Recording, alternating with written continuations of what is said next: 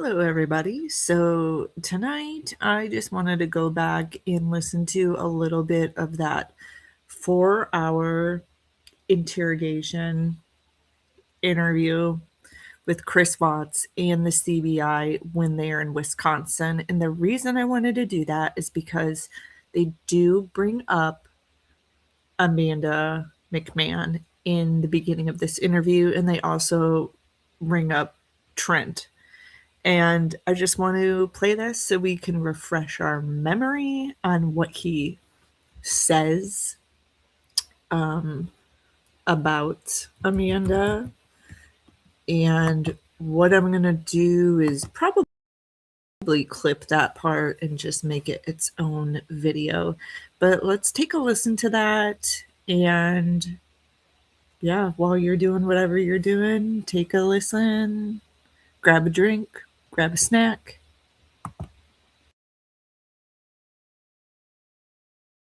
How are you doing? I'm okay. How about you guys? I did not expect to see this. That's for sure. Surprised. Yes. Well, let me put some fears aside. We're not here for what you might think we might be here for. Well, they didn't know what that's a computer room. I was like, I didn't know how a computer room. Without computers. Exactly. So you remember, I talked to you, Tammy talked to you, Dave talked to you. We're all from Colorado. And so the last time we talked to you, it's a different situation, right? Our investigation was open and your case was open. That's completely different now. So your case is completely closed. Nothing about what we're going to talk about today has anything to do with an open investigation. So we're not here to get more charges on you or get any statements from you that are going to jam you up anymore, right? That's all done. So all of our cases are closed and the court case is closed. So there's nothing that we're going to talk about today that's going to get you in any type of more trouble at all. And so I wanted to make sure you knew that's not why we're here. Okay. But why we are here. So the three of us work from three different agencies, right? Quite a bit different. CBI, FBI, and Frederick PD. Different goals. And the things that happened with you kind of all brought us together. And as the months have passed on since everything happened, we just keep in touch with each other and we keep talking to each other. And we've all separately kind of said, did Chris seem unique to you? And me and Tammy have talked about this, Dave and I have talked about this.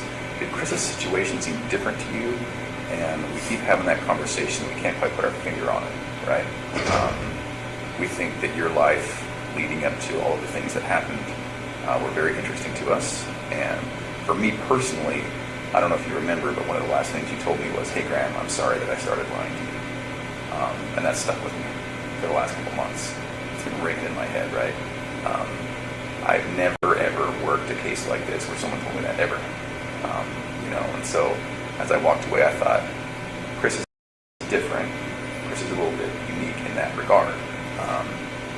So in talking with Tammy and talking with Dave, I said, what did you feel like when it all went down? When we were there, when we were talking to you guys, and we all kind of, in our own different way and in our own different wording, said it all happened a bit too. So when we saw you last, we were talking about your family, about your parents, about everyone.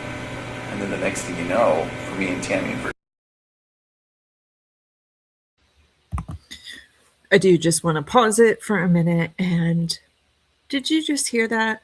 It all happened a little too quickly for us, meaning there was more to investigate that we didn't get to investigate because probably the district attorney shut this down and said, let's just make a plea deal.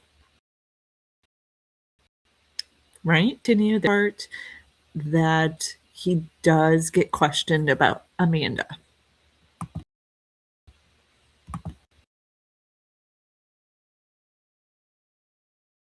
Dave, all of a sudden some patrol officers came in and arrested you. And that was far quicker than we had hoped it would happen. And you understand why that happened, and we understand why that happened.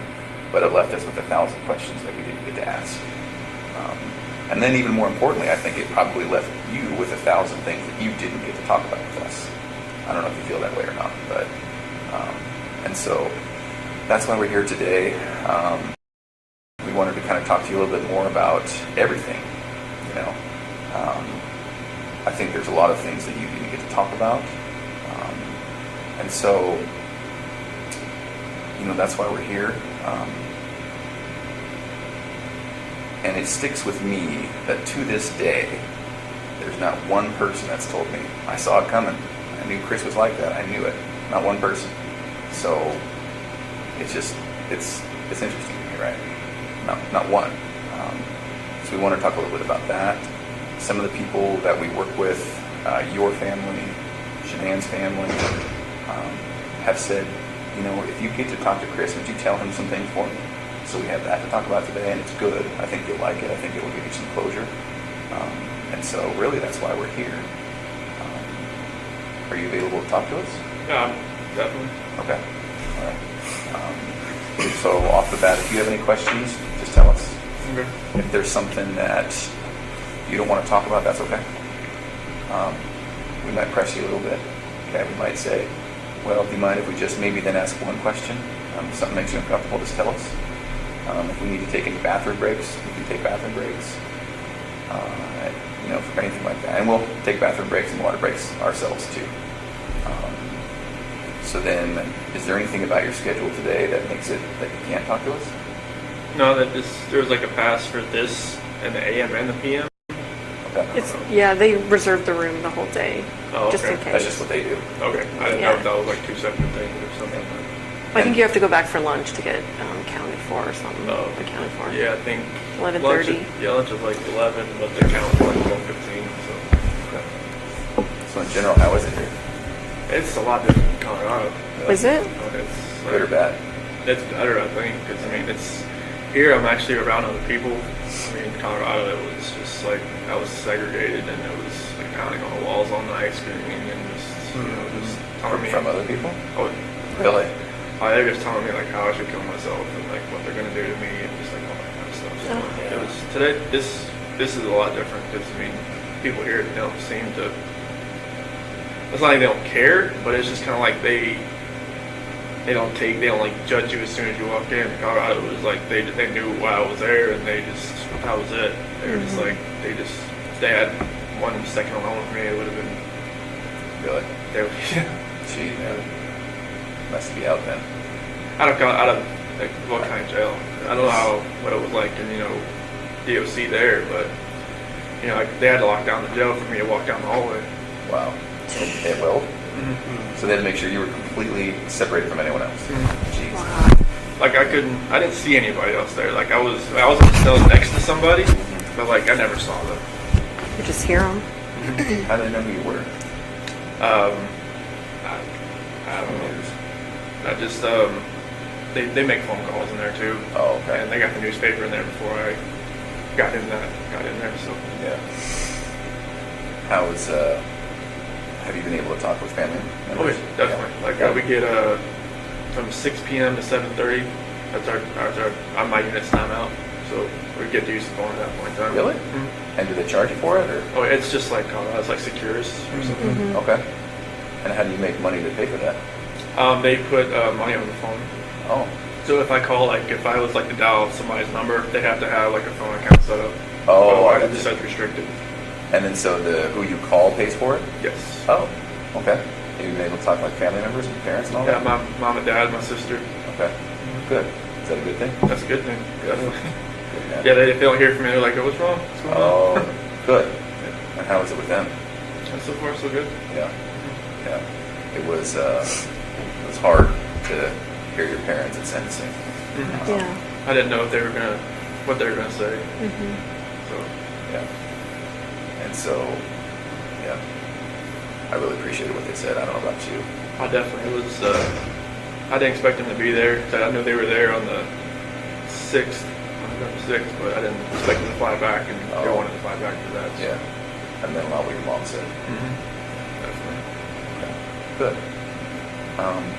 Well, so we have 1,000 questions. I'm sure you do too. Do you care if we start, or do you have any questions for us? Go ahead. Okay. All right. So one of the things that we're battling with is, and I won't make any assumptions today. So, are you aware that this was a national story? After after a little while. I didn't talk to my parents while I was in Colorado. Okay. Because, I mean, my attorney team told me, all right, no phone calls, no letters, no nothing. Okay. So, like, I made one phone call when I was in the segregation area there, but my dad thought it was, like, somebody, like a news, somebody trying to call. Oh. So he didn't answer? Yeah, so he didn't answer, but other than that, Okay. I didn't talk to anybody, but from what some of the deputies were saying that, or my attorney team coming in and said, this is like, they've got people from Australia, England, and all kinds of people trying to figure out what's going on. So, Did they send you any of the letters, like fan mail or anything? Well, I got letters, but I couldn't keep them okay. like with me, so like I could read them like on my hour out. But it's like I got a bunch of just letters that had no return address and stuff that was just not very good letters. Yeah. So. Okay. They came from a weird perspective, didn't they? From what we have heard. Definitely. There was one person, I guess, from Broomfield that was like writing like 4 times a week trying to come visit me, and then there was just a lot of people like writing out like bleed through markers saying, like you're a monster, or all kinds of crazy stuff. All right. Well, we're going to talk about some hard issues today, but I don't intend to take you to a dark place today. Okay. I hope that when we're done, you'll feel better. I hope it'll be therapeutic. We're going to talk about, obviously, what happened with your family. And so that's going to be hard to talk about. I appreciate anything you can tell me about it. If you need to take time out, if you need to get a tissue, that's fine, right? I think it'll be very good for you. It'll be good for us. And so one of the reasons I asked about that national attention is we were aware that you were getting a lot of letters, a lot of interest, and then us personally as law enforcement, we got so many people who claim to have known you, claim to have been with you, dated you, slept with you. All right, guys, so here we go. This is the whole reason I wanted to do a review of this stream interview tonight. We are about to bring up Amanda McMahon. So let's hear what they see. They're also going to bring up Trent Bolt, which is another person who came forward. I don't know about you guys, but I don't believe either of them had any relationship with Chris, but that's just my personal thoughts. Did Rourke know they went there? Well, here's the interesting part of that. You have the CBI, which is a total different government agency with Tammy and Coder. And then you'll hear in the distance a little bit, Dave Baumhofer, who is with the county.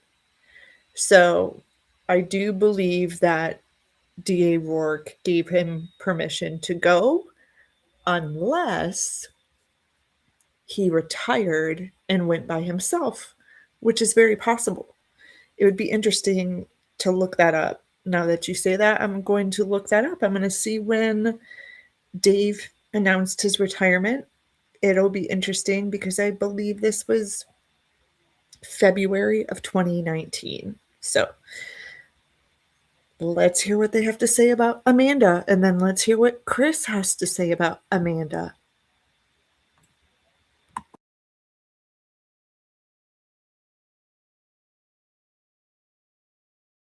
And 99 times out of 100, they were just crazy people, right?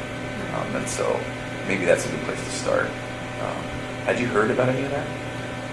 John Walsh told me about some dude from Wyoming. Yeah. Trent? Yeah, it's that guy. That blew my mind. I was like, who the hell is this guy? And who told you about that? Attorney John Walsh. Oh, okay. Yeah. Do you mind if we talk about him? Yes. Graham and I interviewed him. You had to? Yes. A waste of our lives. Yes. So Trent, in summary, Trent came in and said, met you online on a dating app, had a few, casual but quick sexual encounters with you. And let me be very clear. Not only are we not here to jam you up today, we're also not here to judge you. And if there is anything like that, you can imagine we've heard way worse, way different, So if it's true, I hope that you can just casually say, yeah, this happened. It wasn't as bad as he said, but maybe this happened. So his story was met online, met you, and it was a time when you were experimenting with maybe men. And so he said he met a couple times, met his friends, went to an apartment, had a couple of meetings in a parking lot, and then that was basically it. Does any of that sound familiar? Okay. No, I never met the guy. Okay. All right. Yeah, he talked about being in your truck with your girls, like the whole 9 yards. So. Okay. All right. I've never even been to Wyoming, let alone Okay. driven up there to see somebody. Yeah. And so this is maybe a weird question for you. Do you have any gay experience? No. Okay. Any interest? No. Okay. Never had a time experimented, wondered? No. Okay. Is it possible that he found you instead of you finding him? From what John told me, to find me on like a WhatsApp. Yeah. I don't even have that app. Okay. Never. I mean, you had my phone, so I Okay. mean, you could Yeah. probably saw what app I had. But I've never even heard of the app. But Okay. apparently, like he told me, like I met him through like a rehab center or something. Is that what he said? No, that was another guy. Oh, okay. Yeah. Yeah. Yeah, it was totally. I no idea. So did you see a picture of him on the news or anything? John showed me a picture of him. Okay. He was like, well, this guy. I'm like, John was kind of, making fun. Like, you know him? Sure. Okay.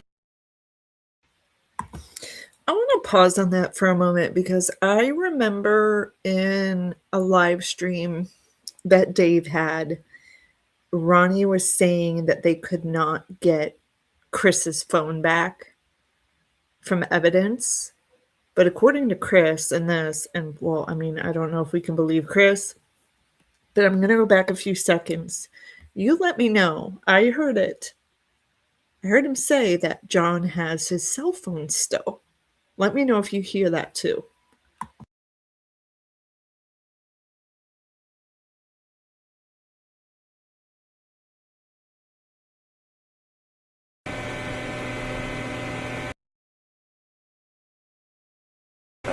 No one told you that then? No, I mean, I would expect like I thought like in Colorado it said like on a DOC list of if you're on like a victim list you can't call anybody. Officers came in and arrested you. And that was far quicker than we had hoped it would happen. And you understand why that. Skincare, makeup. No, there was like a pass for this and the AM and the PM. Okay. They reserved the room the whole day, Oh, just okay. in case. That's just what they do. Okay, I didn't Yeah. know if that was like two separate things or something. I think you have to go back for lunch to get counted for or something. Oh. Accounted for. Yeah, I think 11:30. Lunch was like 11, but the count was like 12:15. So So in general, how is it here? it's a lot different in Colorado. Was it? It's Good or bad? It's better, I think, because I mean, it's here. I'm actually around other people. Just like Colorado, it's like Securus or something. Okay. And how do you make money to pay for that? They put money on the phone. Oh. So if I call, like, if I was like to dial somebody's number, they have to have like a phone account set up. Oh, I Otherwise, got it's you. just restricted. And then so who you call pays for it? Yes. Oh. Okay. Have you been able to talk to like family members and parents and all Yeah, that? my mom and dad, my sister. Okay. Good. Is that a good thing? That's a good thing. Definitely. Good, man. Yeah, if they don't hear from me, they're like, oh, what's wrong? What's going on? Oh, good. And how was it with them? And so far, so good. Yeah. Yeah. It was hard to hear your parents at sentencing. Yeah. I didn't know if they were what they were gonna say. So Yeah. And so, yeah. I really appreciated what they said. I don't know about you. I definitely it was. I didn't expect them to be there. I knew they were there on the 6th, November 6th, but I didn't expect them to fly back, and they Oh. wanted to fly back for that. So. Yeah. That meant a lot what your mom said. Definitely. Okay. Good. Well, so we have 1,000 questions. I'm sure you do too. Do you care if we start, or do you have any questions for us? Go ahead. Okay. All right. So one of the things that we're battling with is, and I won't make any assumptions today. So, are you aware that this was a national story? After a little while, it was. I didn't talk to my parents while I was in Colorado Okay. because I mean my attorney team told me, all right, no phone calls, no letters, no nothing. Okay. So like I made one phone call when I was in the segregation area there, but my dad didn't thought it was like somebody, like a news, Oh. somebody trying to call. Oh. 'Cause So it he was didn't Colorado answer? number. Yeah, so he didn't answer. But other than that, Okay. I didn't talk to anybody. But from what some of the deputies were saying, that or my attorney team coming in said, this is like they've got people from Australia, England, and all kinds of people trying to figure out what's going on. So. Did they send you any of the letters, like fan mail or anything? Well, I got letters, but I couldn't keep them okay. like with me, so like I could read them like on my hour out. But it's like I got a bunch of just letters that had no return address and stuff that was just not very good letters. Yeah. So Okay. They came from a weird perspective, didn't they? From what we have heard. definitely there was one person, I guess, from Broomfield that was like writing like 4 times a week trying to come visit me, and then there was just a lot of people like writing that was like bleed through markers saying like you're a monster, or all kinds of crazy stuff. All right. Well, we're going to talk about some hard issues today, but I don't intend to take you to a dark place today. Okay. I hope that when we're done, you'll feel better. I hope it'll be therapeutic. We're going to talk about, obviously, what happened with your family, and so that's going to be hard to talk about. I appreciate anything you can tell me about it. If you need to take time out, if you need to get a tissue, that's fine, right? I think it'll be very good for you. It'll be good for us. And so one of the reasons I asked about that national attention is we were aware that you were getting a lot of letters, a lot of interest, and then us personally as law enforcement, we got so many people who claim to have known you, claim to have been with you, dated you, slept with you, and 99 times out of 100 they were just crazy people, right? And so maybe that's a good place so to here we start. go. Had you heard about any of that? John, well, she told me about some dude from Wyoming. Yeah. Trent? Yeah, Trent. that guy. That blew my mind. I was like, who the hell is this guy? And who told you about that? Attorney John Walsh. Oh, okay. Yeah. Do you mind if we talk about him? Yeah. Graham and I interviewed him. You had to? Yes. A waste of our lives. Yes. So Trent, in summary, Trent came in and said, met you online on a dating app, had a few, casual but quick sexual encounters with you. And let me be very clear. Not only are we not here to jam you up today, we're also not here to judge you. And if there is anything like that, you can imagine we've heard way worse, way different, So if it's true, I hope that you can just casually say, yeah, I mean, this happened. It wasn't as bad as he said, but maybe this happened. So his story was met online, met you, and it was a time when you were experimenting with maybe men. And so he said he met a couple times, met his friends, went to an apartment, had a couple of meetings in a parking lot, and then that was basically it. Does any of that sound familiar? Okay. No, I never met the guy. Okay. All right. Yeah, he talked about being in your truck with your girls, like the whole 9 yards. So. Okay. No. All right. I've never even been to Wyoming, let alone Okay. driven up there to see somebody. Yeah. And so this is maybe a weird question for you. Do you have any gay experience? No. Okay. Any interest? No. Okay. Never had a time experimented, wondered? No. Okay. Is it possible that he found you instead of you finding him? From what John told me, to find me on like a WhatsApp. Yeah. I don't even have that app. Okay. You had my phone, so Okay. you could probably, Yeah, you could probably saw what app I had. But I've never even heard of the app, but Okay. apparently. Okay, so sorry about the lighting. I don't know about you, but that's the way I heard it. I heard him say John has my phone. So his attorney still to this day obviously has his phone. That's pretty crazy.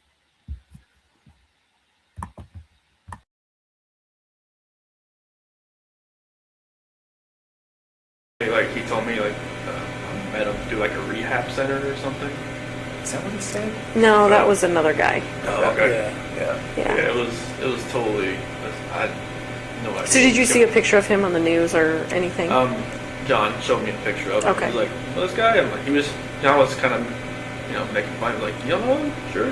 book? I'm like, no. So you saw it and you were like, no way. Yeah, I was just Big like- lips. Did you see his giant Yeah, lips? I was just like, I have no clue what this guy is. And he's somewhat memorable. I mean, Yeah. If you met him or talked to him or got to know him, you might remember. He was kind of meek, Yeah. but also a little bit flamboyant. Yeah, he did fake lip. He was very into skincare and makeup. And he mentioned that one of the times, just as a gift, you got him some skincare products. Does any of that sound familiar? No. Okay. You can imagine all the stuff we're dealing with. Okay, so that's one. Trent Bolds. There was another gal that you were dealing with. Amanda McMahon. Have you ever heard that name? Okay, so that voice you just heard saying Amanda McMahon, that voice is Dave Baumhover. So we have two agencies here in Wisconsin talking to Chris, asking questions, and that is who Dave had an interview with.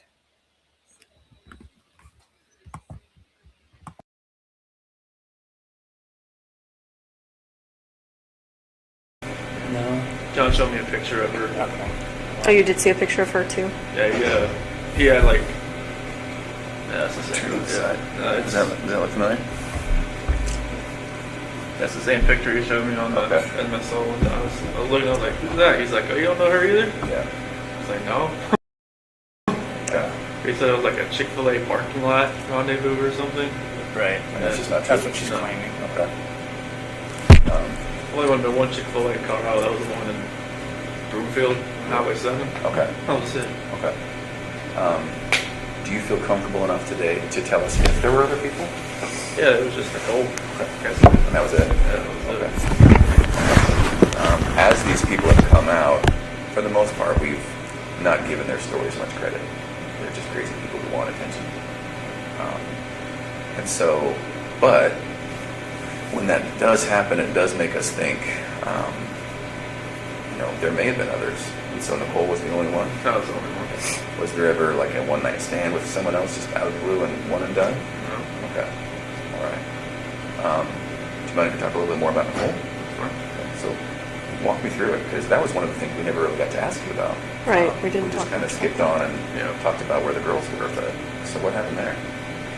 So it was probably around June 1st or something. That's when I first met her. And it was just like a work conversation that she messed with the gas meters that, we were out in the field.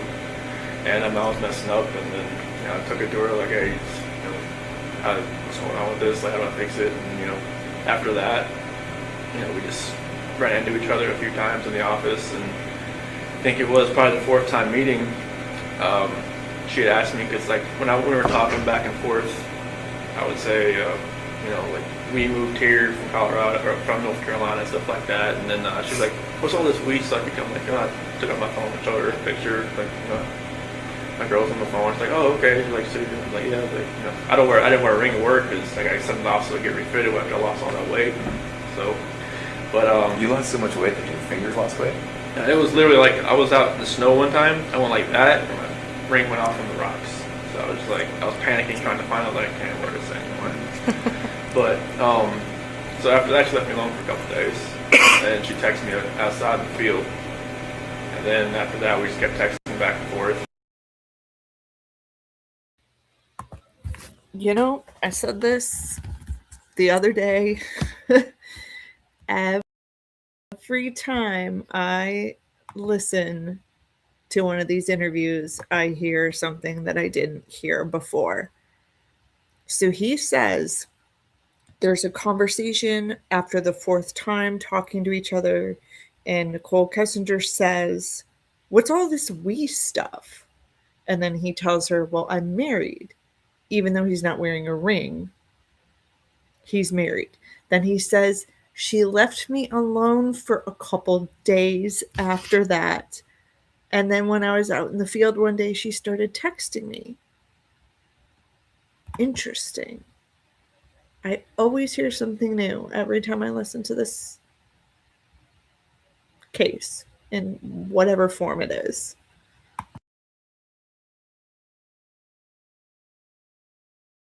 and it was just, it's like, like she used to work in a little rig out in North Dakota, I think.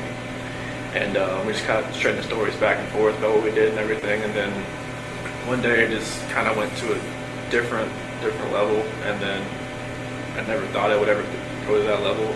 But she was talking about meeting up after we got back from San Diego. Yeah, we go to San Diego from the 20. There we go.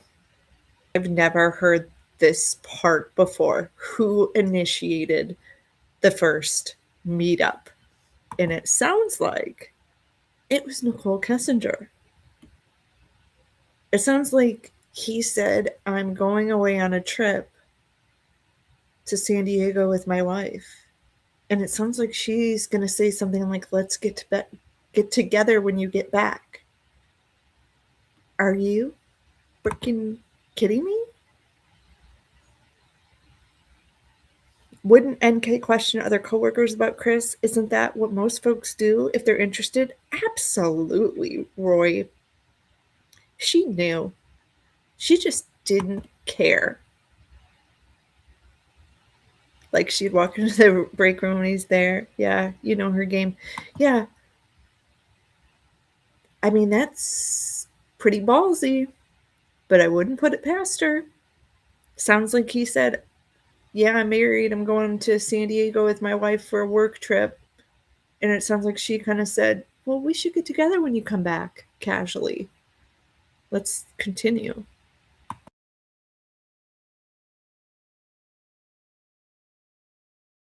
Second to the 26th of June, and we met up after we got back, and How did you guys meet up? at a park in Thornton. Thornton somewhere. And after that, we just kept seeing each other pretty much the whole month of July. So let me ask you this. You tell me if I'm wrong. You strike me as somewhat of a shy person. So when you guys were meeting, was it just kind of very initiatory, like flirting at first? Okay. From both sides? Yeah. Okay. It was just kind of like feeling each other out. It's kind of like, Yeah. And so texts, any calls? more near the end of June, Okay. And what makes you remember that it's June that it happened? because we called each And I also want to reiterate what John said on John Reif, my attorney from the live stream that we did Saturday. They're not going to press too hard on Nicole Kessinger in this questioning because she's already been kind of like told that you're good. Don't worry. Because she was set up to be their star witness. So do you notice how Coder doesn't even say, oh, was it Nicole Moore who messaged you? He just says, were you guys, feeling each other out? You kind of seem shy, but doesn't directly go in and say, hey, Britt, welcome in. Thank you for coming. But doesn't directly go in and say, oh, was Nicole the one who asked you to go out? Unbelievable. Like I said, every time I listen to this, I hear something new.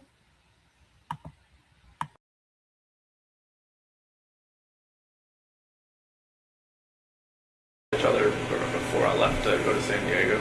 Oh, okay. All right. At first, did you think something might happen? I just thought it was just flirting. I didn't think it was actually like something that would actually happen. Yeah. Well, it's totally natural, right? I mean, everyone kind of flirts at work, right? Because the relationship between men and women is different. So if you're working with a girl at work, it's just kind of natural to flirt. I wish I was just out in the field more instead of in the office those demo. But Yeah. I kind of see it in your eyes. That's kind of where the path started, isn't it? yeah, I mean, if I was like, because when I went from like a rover to a field coordinator, like I would spend more time in the morning time in the office trying to get everything like situated where we're going to go and everything like that. And, if I was a rover, I'd be more out in the field and instead of like coming to the office. So now like, he's kind of like blaming his employer for this too. Isn't that funny? Like, gosh, if I were more in the office, this would have, or if I were out in the field more, this would have never happened. No. You have to take responsibility for what you did, Chris. for more than an hour. Right. It just gave me more time to run into her, pretty much. Give me more time to run into her. What did she know about you? Did she know you were married at first? She did once I showed her the pictures on the phone. Yeah. On the, like, you know, the home screen picture and everything. So was your wife in that picture, or was it just your girls? It was just my girls right there, but my wife was the lock screen. Oh, So she knew I was married and my kids. Okay. I do believe him on that. I do believe that he was being truthful. She just didn't care. That's my opinion on it, though. He thought whenever a gal smiled at him, she was coming on to him. Yeah, that's the kind of vibe I get from him, too.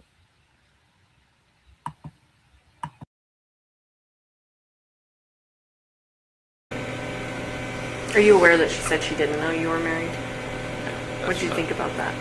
Figured it was like, you know, just trying to save face, trying to, you know, just trying to, something my sister said, it was like, just trying to keep things together. Yeah. Or just trying, she phrased it a different way, but just kind of like, just like ground control, just trying to control everything that's going on around her, because I'm sure she. So this is interesting. I would love to know when Jamie and Chris had the opportunity to talk about Nicole Kessinger. Because you just said you didn't have time to talk to them while you were in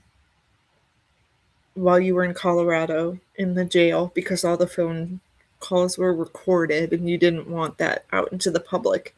So either he told Jamie about Nicole Kessinger early on, or maybe they talked while he was in Wisconsin. I don't know. But sounds like at some point he was getting advice from her. And either Jamie called her crazy or he called her crazy. But Chris, you're the crazy one.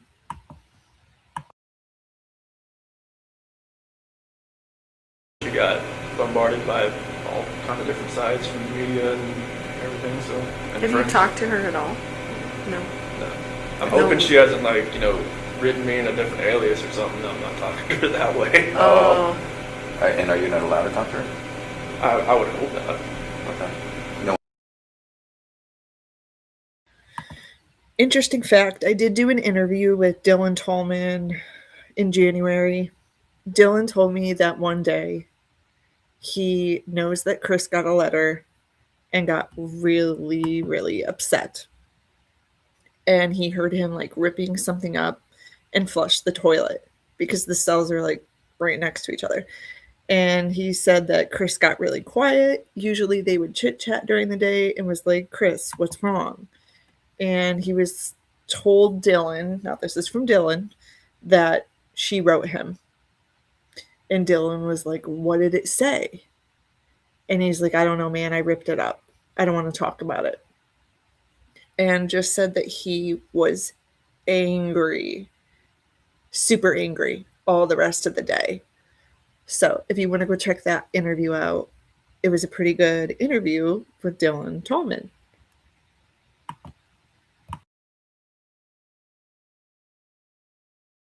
No one told you that then? No, I mean, I would expect, like, I thought, like, in Colorado it said, like, on the DOC list, if you're on, like, a victim list, you can't call anybody. Oh, right. But here, I'm not sure if that's the same, but I just talked to my sister, my parents, some friends of my parents. Do you wish you could talk to her? Maybe once, just to get some closure? just to say, like, hey, you know, just once. Yeah. Just to say, hey, like, I'm sorry this all happened. I'm sorry. I'm not sure, like, what happened, like, afterwards, like, what you went through, like, if you had, like, counseling, if you're, like, you know, different state, if you had to leave everything behind. I just wanted to let you know I'm sorry, and that's something I never saw in my life happening or happening to somebody else either. Would you be alright if we told her that? That's fine. Do you want us to? Do you want us not to? And if she would want to even talk to you guys, then I'm not sure if someone contacted. I'm sure she'd answer your phone call more than an attorney phone call that she didn't want to go answer. Yeah. Oh, so your attorney tried to call her and she wouldn't answer? Yeah. Yeah, because I remember her phone number, but after that they figured out, I guess, where she lived. Yeah, they left a business card there. And she just, pretty much after like the 5th attempt, she said stop. To be clear, he admits that his attorney tried to reach Nicole 5 times. And he says after the 5th attempt, they finally gave up. Now, the fact that they offered to tell Nicole that he said he was sorry makes me think then yes, absolutely, they still have contact with her. And they are probably going to tell her everything he said in this interview. Interesting.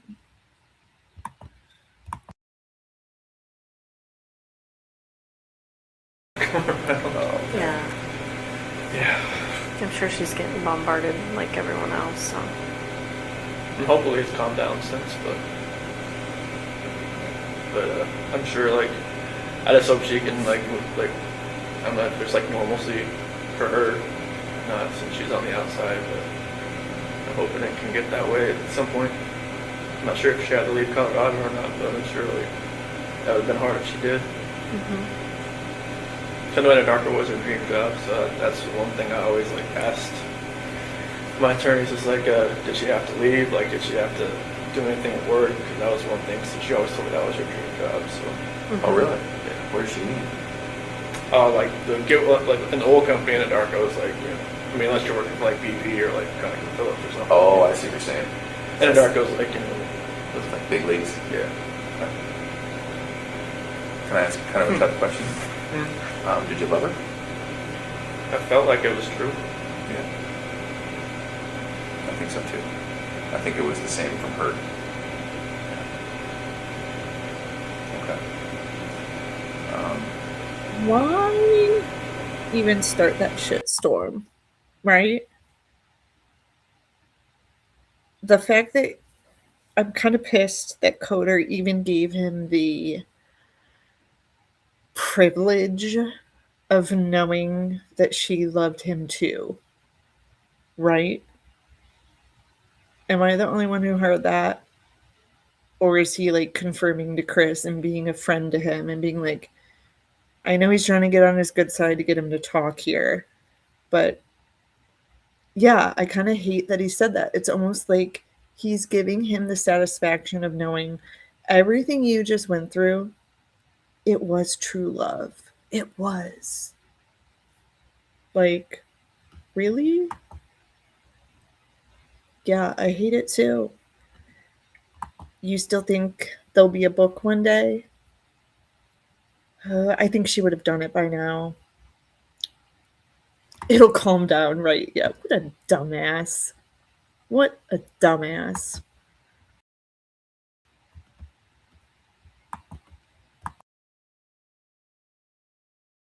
Tell us about the time you spent with her.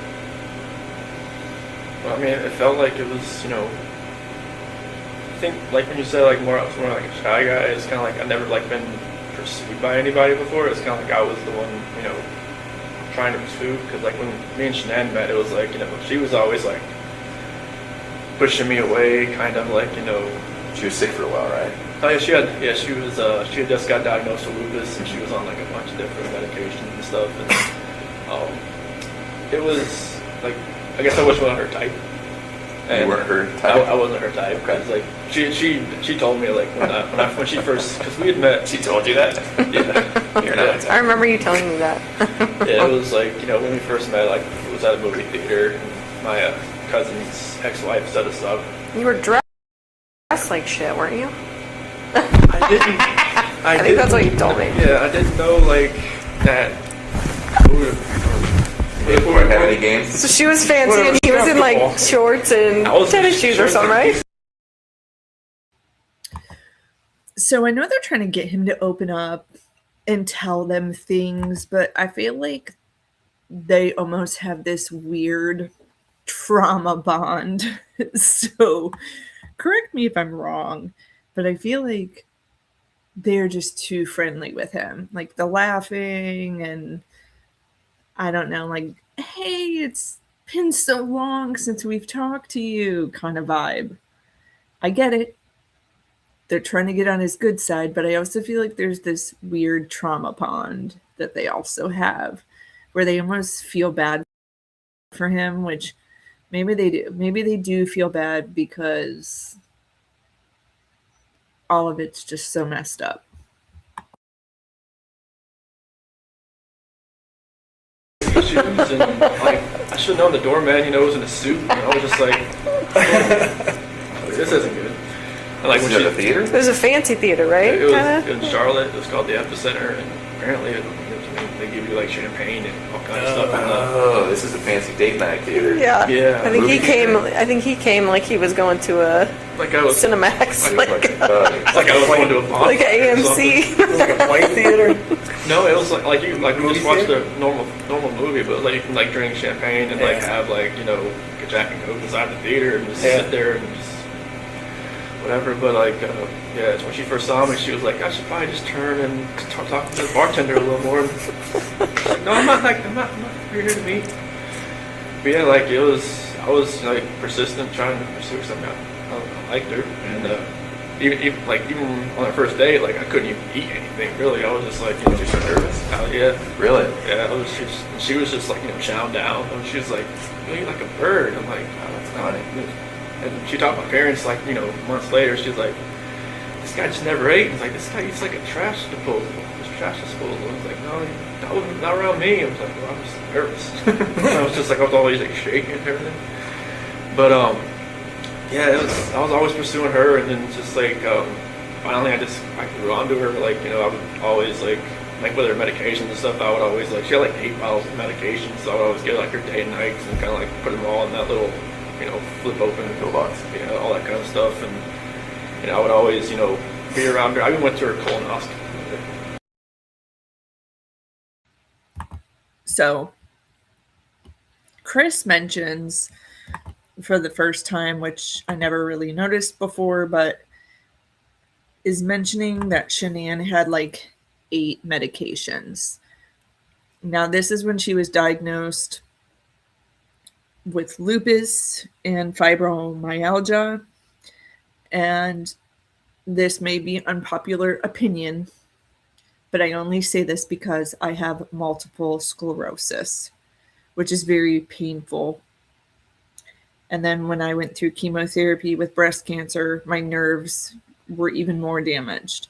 And there's nothing they can really do for you except give you pain medication. I think what possibly happened is that she had pain medication available to her, and I think that Chris took it and overdosed her. That is just my personal opinion. And I think him saying this shit about I'll take it to the grave, where I got it from and all this stuff, I think that's him just playing games with people, making them wonder, making them think, when I actually think he took her own medicine and tried to overdose her when they were in North Carolina that night, because there really are no medications for lupus. There's medications similar to what I can take where it's like an infusion, where it's through an IV, or steroid medication. But I would bet money on it that she was given pain medication, because it is a painful thing to go through. Lupus, multiple sclerosis, fibromyalgia. That is just my opinion on that. And this is the first time that I've heard him bring up her medications, and she has 8 medications. So also, I hope there are people I know who like are in Facebook groups and they'll shame Shanann for possibly having to take the medication while she was pregnant. When you're pregnant and you've already been taking things like that, your doctor's going to tell you to continue to take it because it's actually really dangerous and harmful to stop taking it. And a part of her whole Thrive experience, I feel she didn't want to share with people she was on pain medication. So maybe that's one of the reasons Chris will say, I'll take it to my grave, or I don't want people to know where I got it from. When in reality, I think he's making it a lot worse by saying, I'll take it to my grave where I got it from, when I think it's honestly as simple as it was Shanann's medication and he took it from the cabinet, took it from her stash of wherever she needed it, when she needed it. That's just my thought on it. But let's continue. That's the first time I've heard him talk about the medicines. She said after that she knew that was like kind of a keeper. It's like, you know, who goes to a colonoscopy after 3 months with somebody? Right. It's a little soon. Well, she asked if she needed that ride. I'm like, yeah. She's like, you want to go colonoscopy with me? I'm like, sure, why not? Yeah. Like, I even sat with her while she drank that nasty stuff all day. Yeah. Oh. Where she's in the bathroom That's all a good day? test. That clear stuff that doesn't really taste clear. Yeah, but yeah, it was. I mean, it felt like it was a great relationship. Everything was great. Now you're talking about with Kissinger? No, with No, I'm talking about Shanann. and like in the first year, you know, like, you know, my parents never. I don't know. My mom was always kind of hesitant. Why? I was the baby, I guess. I never, you know, put this. I never had a girlfriend in high school, so it's kind of like she never like really saw me like. Oh, interesting. So she's kind of watching her baby walk out a little bit. Yeah, because when I turned 18, I graduated. I never moved back. Okay. At home, so And my how sister old- moved back and forth all the time. So How old were you when you met Shanann? I was 25. It was 2010. So Okay. So no serious girlfriends before that? nothing more than like 6 months or so. Yeah, there was some girls here and there, but just nothing more than like, you know, the last girlfriend I had before Shanann, she was just actually got divorced, and I should never did that, but it was more of like I was kind of like helping her get through her divorce. It seemed like she went on to somebody else. I'm like, oh, nice to know. You're the rebound guy? The rebound guy. Pretty much, but you know, that's how it goes. Would you say that in your relationships with women, it seems to me, and you tell me if I'm wrong, it seems to me like you're attracted to maybe a more dominant personality? It seemed like it because I'm more of the just reserved. I mean, I just kind of like go with the flow type. Yeah. But then like Stan usually made all the decisions. It seemed like so. I get that. I'm the same. Yeah. I don't know what it is. Yeah. I don't think that's right with you, but So then, and I know it's hard to keep bouncing back and forth, but and one of the reasons we're here is we just keep telling ourselves, Chris just does not fit the mold. Chris does not. no. Like it just blows us away what happened, right? And so we will do a little bit of bouncing back and forth, and that's really just to get to know you a little bit better, because we never really got that chance, did we? We were Met you talking twice. Yeah. Met you once. Yeah. Probably like three. Well, you remember 3 or 4 times probably. So then do you call her Nikki or Nicole? I would call her Nikki. Okay. I know there's so many Nickies and Nicoles in this. Right, there is. I got confused. So we'll call her Nikki. Okay. So then with Nikki, was it different? It just seemed like I was more in control. It seemed like, and that never happened. Like she'd actually like asked me like my opinion on a lot of things, and just like what I wanted to do, and just kind of like, okay, That was new, wasn't it? very new. Oh, that's fascinating to me. And so did it feel more like an equal partnership, or? It seemed like it. Yeah. Okay. So then, when it was date night, would you guys talk about it? Would you ask to go somewhere, or would she say, I want to go somewhere? Was it too fast? You know, the first time we went out, it was to a movie over at the Orchard, off the 144th over there, and I asked her like, "Hey, you want to go see this movie?" And like, she's like, "Yeah." I'm like, "Okay, cool." And we got there. So I want to bring this question up, Britt. I like this question you asked. I have always thought the theory of the cell phone ping maybe that Nicole Kessinger was there that morning, but only there stalking to see if she could like see Chris and Shanann maybe sharing a kiss in the kitchen or on his way out the door. Because you have to remember she just came back from her trip, so maybe she would get up in the morning and get, his lunch ready for him and get ready for the day. And that's why I think, well, maybe that's one reason the phone pinged, is because she was there being a stalker versus being there a part of what happened. But I don't know. We'll never know.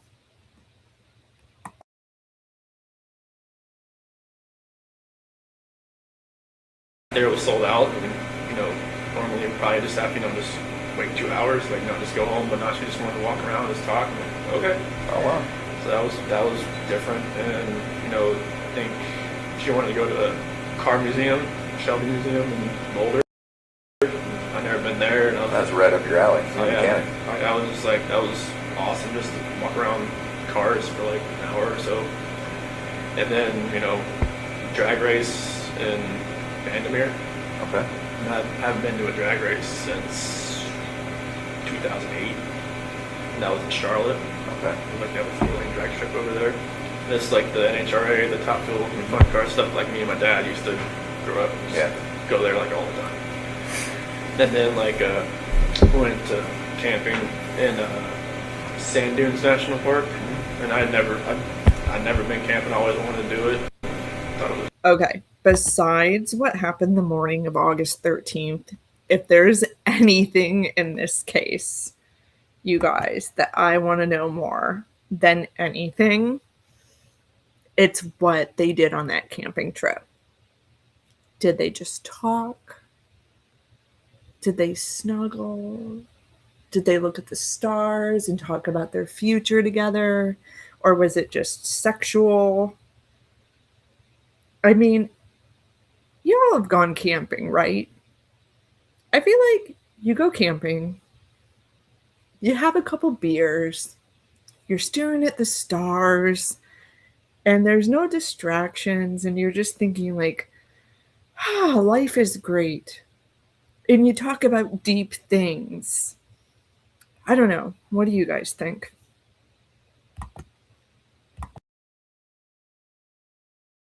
she's done it like countless times. Oh really? Okay. She's outdoorsy. Yes. Okay. Yeah, she's I guess every time like she needed to clear her head, she'd just go by herself, just go somewhere. Oh. Yeah. But she's a completely new type of person and relationship. Yeah. Okay. All right.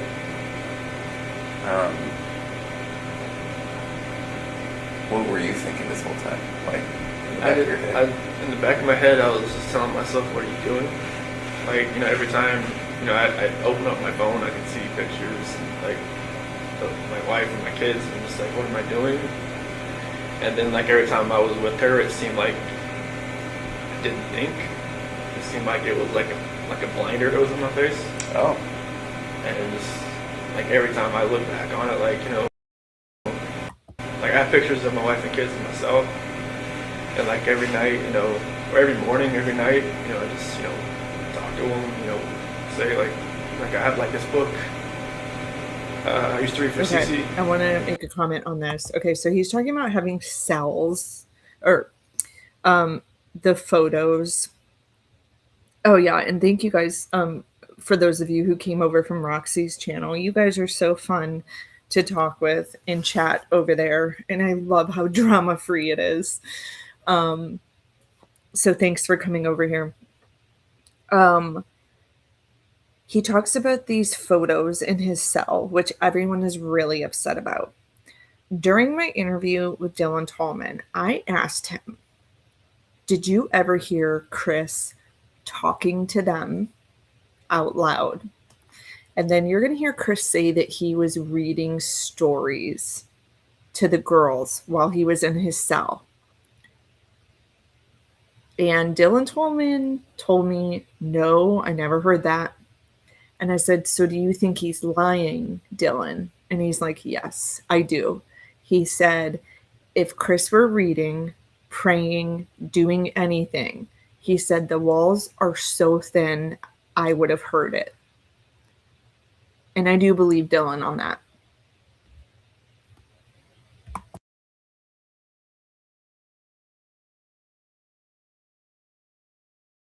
And I remember that book, so I read that to them like every night.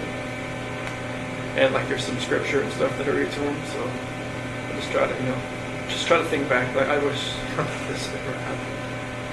And just like I wish that blinder wasn't on my head, wasn't in my eyes. That would have seen what was going on. Like I was having. Like, everybody said, "Oh, you're just out, kids and wife are on vacation." I'm just like, no, it wasn't like that. But it seemed like that's what it looked like when when you're going, when you're going to camping, going to drag race, going all this other stuff that you have fun doing, but you're with somebody else. It's not your family. He sounds like he's getting a little teary-eyed here, which is interesting because you don't really hear him ever give emotion. But yeah, man, like Shanann had the kids. I know she had help from her parents and her brother. But if you've ever traveled with 2 kids, it's exhausting for weeks. I've done it like 2 weeks, by myself while my husband's working. And because I can't work anymore because of my MS, I have taken my kids for 2 weeks to go visit my family. And it is exhausting because you don't want to dump it all on your parents either, right? It's your kids, your responsibility. So it's so sad that Shanann's dealing with that and he's back home being a bachelor. Hey, Daniel, thank you for coming in. I'm glad you were able to jump in here.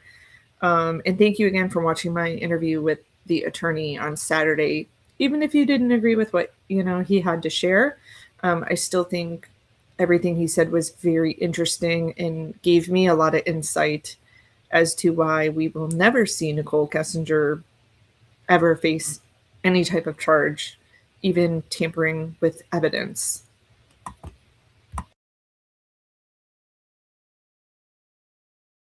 It just didn't seem right. With her, it just didn't seem like I could even see that anymore. Yeah. I was there at her house pretty much every night. So it was like I didn't have that time at home just to really think about anything. Because literally I was only at home from like when I got home from work. I worked out, I ate dinner, and then I went over to her house. Like I never slept in my house in like the whole month of July. Now, talk me through that though. When you said you went home and then you were at her house, was that while Shanann was gone? Oh, okay. So you weren't even at your house. No. This all happened so quickly, didn't it? It was insane quickly. Like I didn't she even told me like she would never in like a normal relationship she would never have somebody over at her house like more than like once or twice a week, but she felt like she wanted me over there. Yeah. She said she felt comfortable over there. Yeah. So it was just like that's what was different, like she wanted me over there. But here's another thing that bothers me about Nicole Kessinger. She has her own dog named Duke, but if you're a dog lover and you're dating someone who has their dog locked up for 8 to 10 hours of your workday, they come home to eat dinner, maybe let the dog out for an hour and a half, and then she just goes over to Nicole Kessinger's house. And I guarantee you that Chris is so stupid, he locked Dieter up again because those are the rules. And he followed what Shanann's rules were, except when it came to Nicole. So I think poor Dieter was locked up pretty much the entire month of July. Someone in chat yesterday said, do you think maybe he brought Dieter over to her house? And I do not think so, because I think Nicole would have brought up, like, yeah, he brought his dog over. Our dogs played together. Our dogs really got along. And you never hear any of that. So I do think that Dieter was locked up all of July, except for a couple hours here and there. And that's really messed up that didn't bother her either. Britt, I appreciate this. I had been talking to a couple different attorneys, and a lot of them just had really boring, I don't know, vibes about them, and I didn't want to interview someone who was boring. So I really like John, and I'm definitely going to have him on the channel again. You want to figure out who took care of Dieter? I honestly don't think anyone did. But now the Rusick family has Dieter, and he's 12 years old. It looks like he's doing well. They said they spoil him. If you look at Frankie, he has a YouTube channel and he posts videos of Dieter, and he's doing really well. However, the older that dog gets, the more I feel like it is going to be really, really traumatizing for that family when they lose Dieter, because that is their closest thing, to the girls. And when that dog passes away, it's going to be like, honestly, they will probably need therapy. I would. Let's get back to it. Wish that all that would just go away. I just wish I'd almost like I know it's hard I know it's wrong to say I wish I'd never met somebody, but I wish I'd, maybe met her at work and then just kept it that way. I think if we had a time machine, I don't think this would happen again. Because some people, when this happens, you're like, well, if it wasn't this time, it would have been next time, or it would have been the next time. This just wouldn't have happened with you, would it? And it happened so quickly that you tell me if I'm wrong. You're not the type of guy to take control sometimes when you need to. Yeah, it seems like that's just what happened. Yeah, I didn't. Roy, that's a really good point. I never thought of it. Maybe she was going, but here's the thing. If she was going there to let Dieter out, I'm telling you, Nate is very on top of what's going on in his neighborhood. I think Nate would have said something like, there's this girl who keeps coming by to let the dog out. That's weird. Why is this woman coming over here to let the dog out? So I don't know. I mean, maybe he did let her come a couple times, but I don't think every day he was having Nicole come let the dog out. Yeah. I think if Dieter were to come over to NK's house, she would have bragged about it and been like, our dogs got along so well, and we have a million pictures of them playing. I don't know about you. I have a dog, and whenever my dog has play dates with people, I take a million pictures because it's cute. They're doing cute things, right? You wonder how convenient it was that the door cameras weren't working. Yeah, he shut off everything. And he said that there were issues with the Vivint system, which was their security system. And Shanann kept being like, if you don't get this fixed, I'm going to call and get it fixed. But he intentionally shut all that down because he was going over there every night. And if the cameras were working, Shanann would have seen that and been like, where are you going and what are you doing? Take control of this situation. It's just like the situation controlling me. Right, it just happened. No, I get that, man. I'm somewhat passive myself, and it's like, there's situations where I'm like, why did I let that keep going? Yeah. I don't know why it was like roller coaster ride that I just kept punching a ticket on and just never let me get up. Yeah. Can we talk about the hardest subject? So when we were talking, the last time we talked, the last thing we talked about was where the girls were, but we never really got to talk about that night.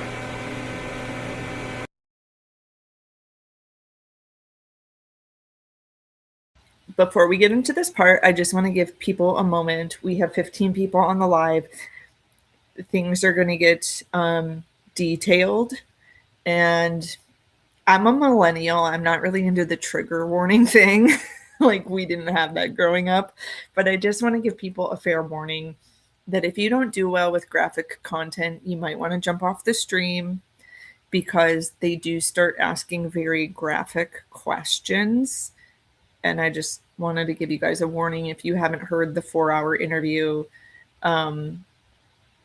this is going to get graphic. Also, with that, I want to take the opportunity, while we have so many people, that if this case touched you in any way, to please consider making a donation to the Missing Exploited Children Foundation.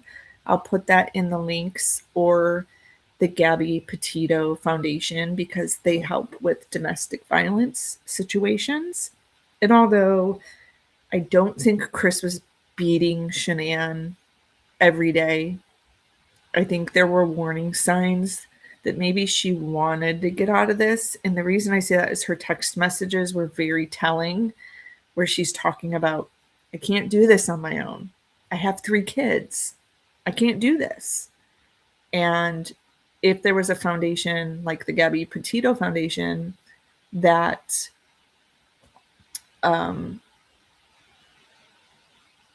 could have helped Shanann out to step away from this situation, things could have been a lot different. So that is one of the foundations I love donating to, because I know the money is going where it needs to go. So, do I remember Nate saying he heard Shanann and Chris arguing? Yes, he took that back. He retracted that statement. And the reason he said he told the cops that is because he knew Chris was acting weird. And then he went on Dr. Oz and said this: I wanted them to take the situation seriously, because I could tell that they were kind of not. So that's why he said that. Little details slip. Yeah, every time I hear these interviews, I hear something new. I'm telling you. You're a millennial too. Yeah, you've heard the interview 50 times. Yeah.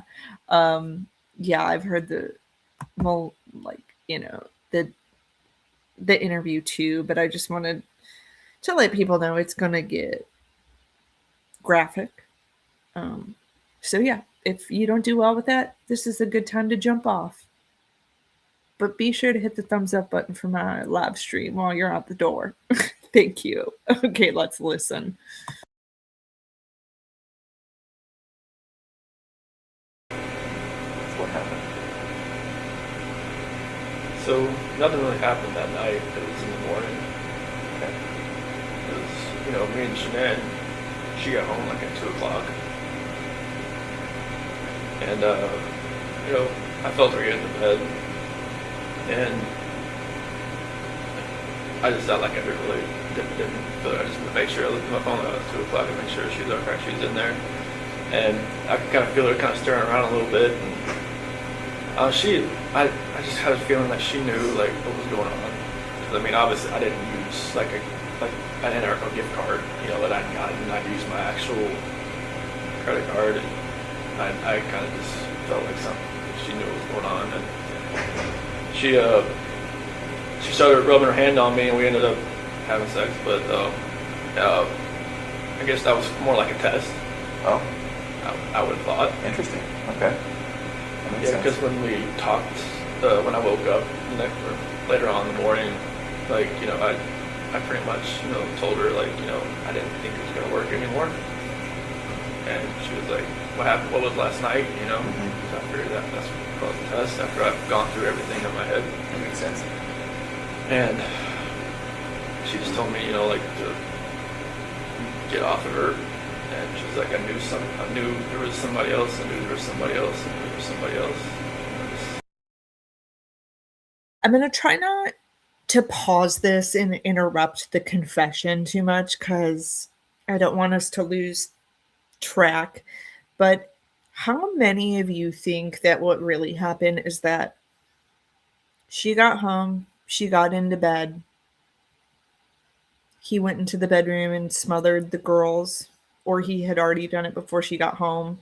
I don't think he did it before she got home because I think that Shanann may have came in there, put the blankets over them and gave them a kiss, good night, and just said, "Mom's home," or something like that. That's what I do if I've been gone on a trip or work late or something on a set. I'll just come in and give them a kiss. So I think that that's what happened. I think she slipped into bed, changed her clothes, and then as she went and fell asleep, I think that he got on top of her. I don't think that there was any argument. I don't think there was any sex. She's exhausted. She's pregnant, as NK would say, and she's exhausted. I think the last thing she's thinking of after a delayed flight is having sex. She's probably like, I'll do it in the morning, right? I don't know if you agree with me, but let me know.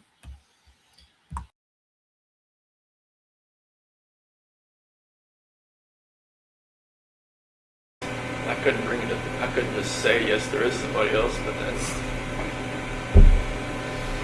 she said, you're never going to see the kids again, you're never going to see them again, get off me, don't hurt me. And then, Is that what you said? because like when I climbed in bed, that was pretty much like on top, pretty much like straddling her kind of deal. Okay. And she thought I was going to like, hurt her or her baby or something. So, because she knew that something had happened. She thought I was just trying to just check out or something. So, and then that's when that happened. I know it's hard, but do you mind if we talk just a tiny bit deeper about that? So she comes home, she touches you, you guys have sex. It seems like she's doing her test, which I understand.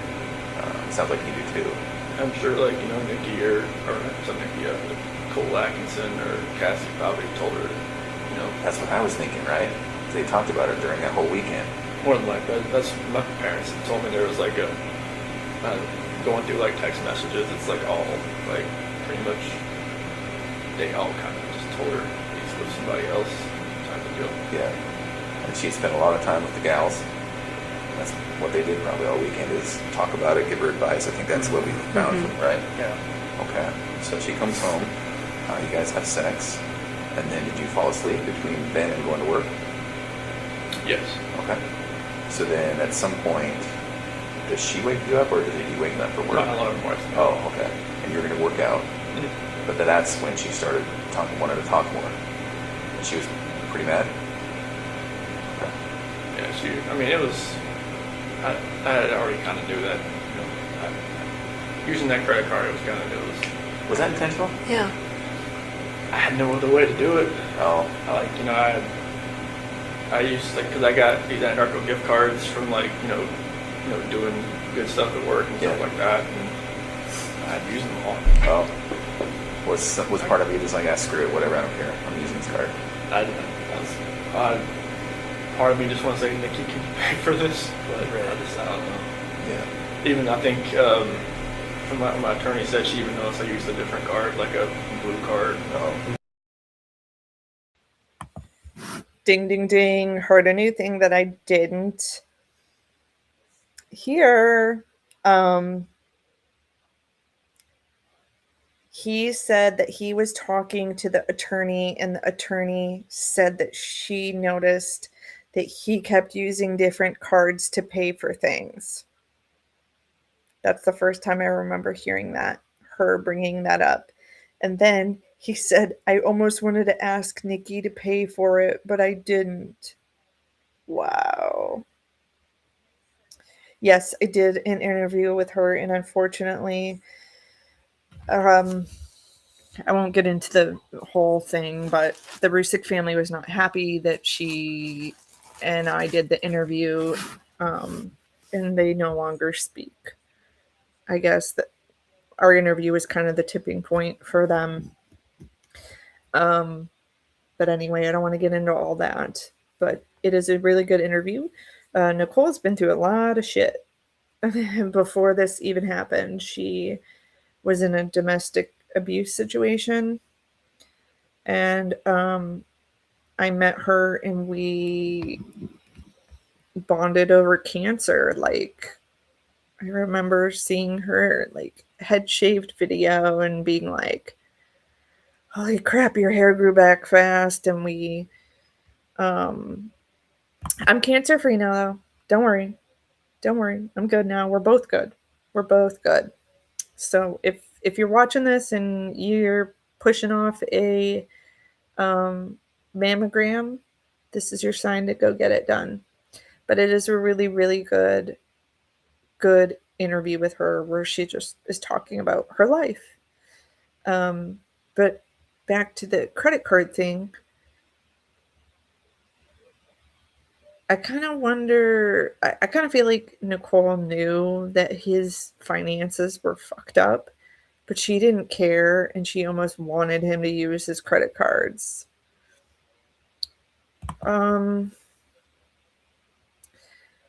I think, well, my friend Will, I do a collaboration with him on Fridays. He said that probably because 2 years ago I made a video where I asked about what Armchair Detective is doing now, probably pissed them off because they were having a lawsuit with him. And I wasn't defending Alan or anything like that. Someone asked me in my comment section, is he dead? I said, I don't know. I'll find out. And then I did some digging and I found him. And he's like, I'm alive. And I was like, okay. So I made a video being like, he's not dead. He's alive. He's over on a different content channel. And I guess my friend Will thinks that's why they were upset. But yeah, it's a shame because Nicole has more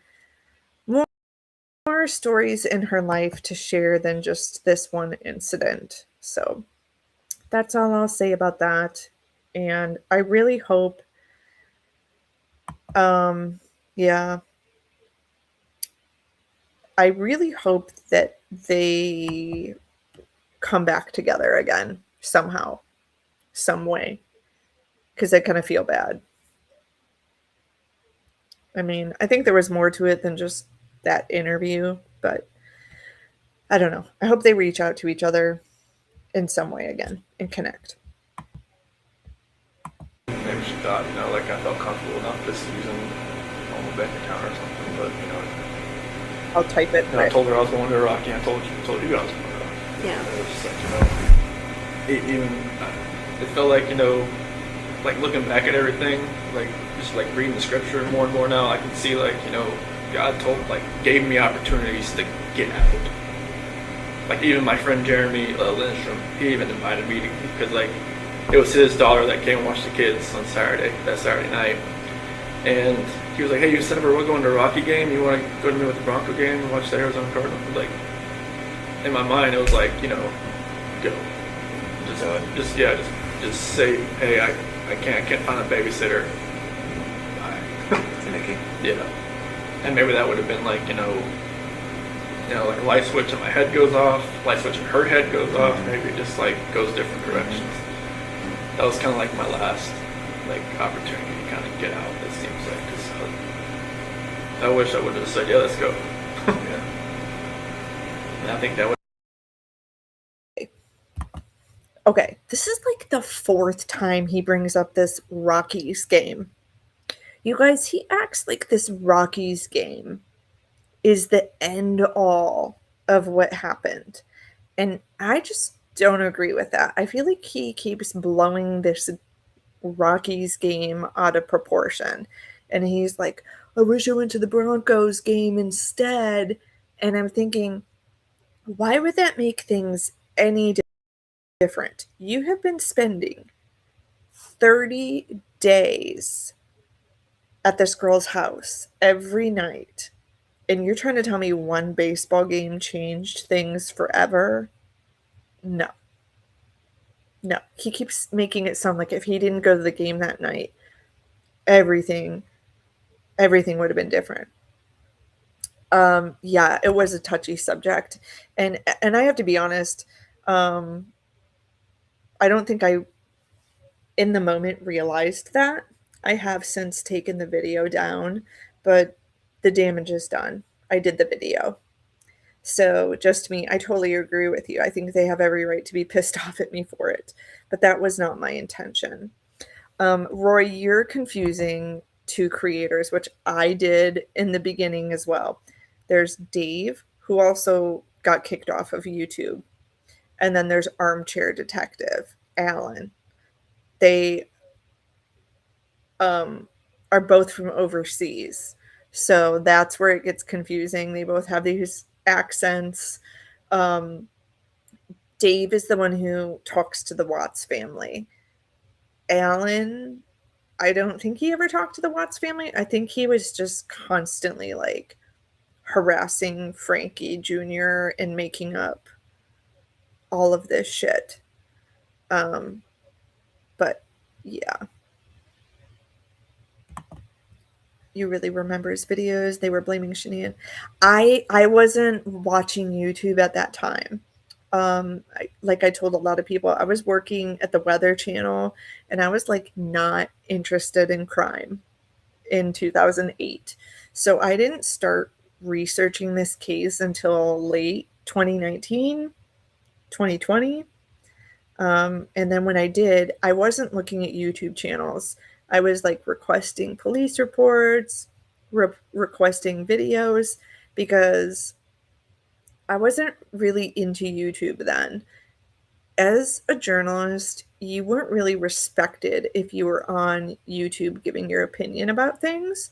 So I stayed off of YouTube until I left the field of media and broadcast. Yeah, I'm an open book.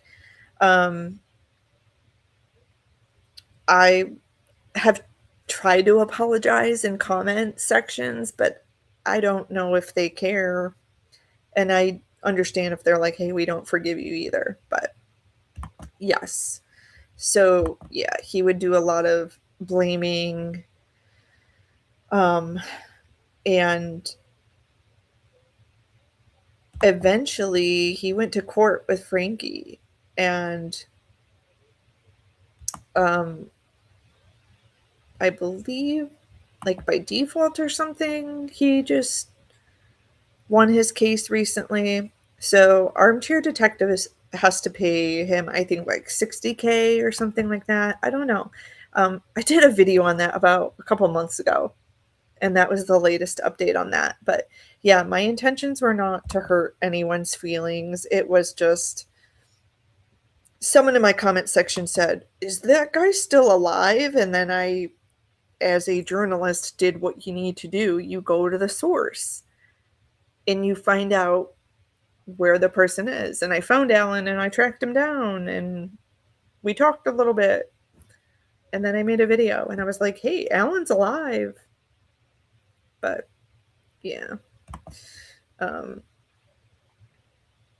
Yes.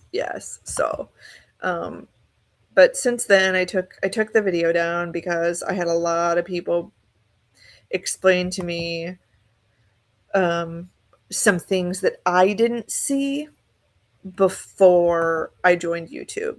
Because like I said, I kind of came to the game late when I started making content on true crime. I was doing more entertainment stuff on YouTube. So, no intentions to hurt their feelings whatsoever. But let's continue. Would have just put me on a different trajectory. So then, Shanann, did she actually say you're never going to see the kids again? She said that to me before. Yeah. That's kind of hard to hear. Yeah, because she'd said to me before she went to Arizona. Because, like, I wasn't really seeing them. bedroom. I was sleeping on the couch or in the basement bed or something, and like she had slammed the door. You're never gonna see the kids again. So, yeah. Did she get fiery like that? Only once in our entire relationship I've ever seen her that way. Yeah. And that was a time before, or was that on the night that it happened? No, it was Right. So just to clarify this, and sorry guys, I don't want to interrupt the video, but this is really important to me to get this out there because, like I said, my intentions were not to hurt their feelings in any way. Frankie Jr. was already in a lawsuit with the armchair detective when I made my video. So doing the video probably sparked some hurt feelings, right? Which I thought was weird. I'm a very small channel. I don't know how they saw it, but they did. I even had Frank Sr. in my comment section leave me a comment and told me to leave his daughter alone. No freaking clue how they found me. I'm a small creator. And I had Frankie Jr. write something in my comment section too. And I was like, you think my channel's bad? You should go see some other channels that are making videos about this every day and who are saying some really nasty things about your family. And I was like, that's one thing. I do have my opinions, but I will not blast them out like in videos. That's just not my style. I try to stick to the facts when I make my videos. And the most brazen thing I've ever said, you guys, is I don't like the way Shanann did Baby Wise. I don't like Baby Wise. I'm just sorry. I don't mean to offend anyone. I don't mean to offend any moms on here who do Baby Wise, but I am just like, I'm the opposite of Baby Wise. I am like, come snuggle in my bed anytime you want. So that's just me. But anyway, thank you for giving me a chance to kind of answer that question. So it had nothing to do with me. There was already a lawsuit against Armchair Detective and Frankie. And then it eventually like got stirred up again. And finally it's done and it's over with. And I'm glad for everyone involved. I'm back in North Carolina. Oh. It was just like one of those. It was just a fiery argument that I never raised my voice to her or anything, and like, you know, I just got mad and I slammed the door, and she's like, "Wow." I'm like, should have slammed the door. Was that when you were in North Carolina that last week? No, it was like previous to this that. This is like 2010, 2011. Oh. It was like early. Okay. In her old house. Before kids?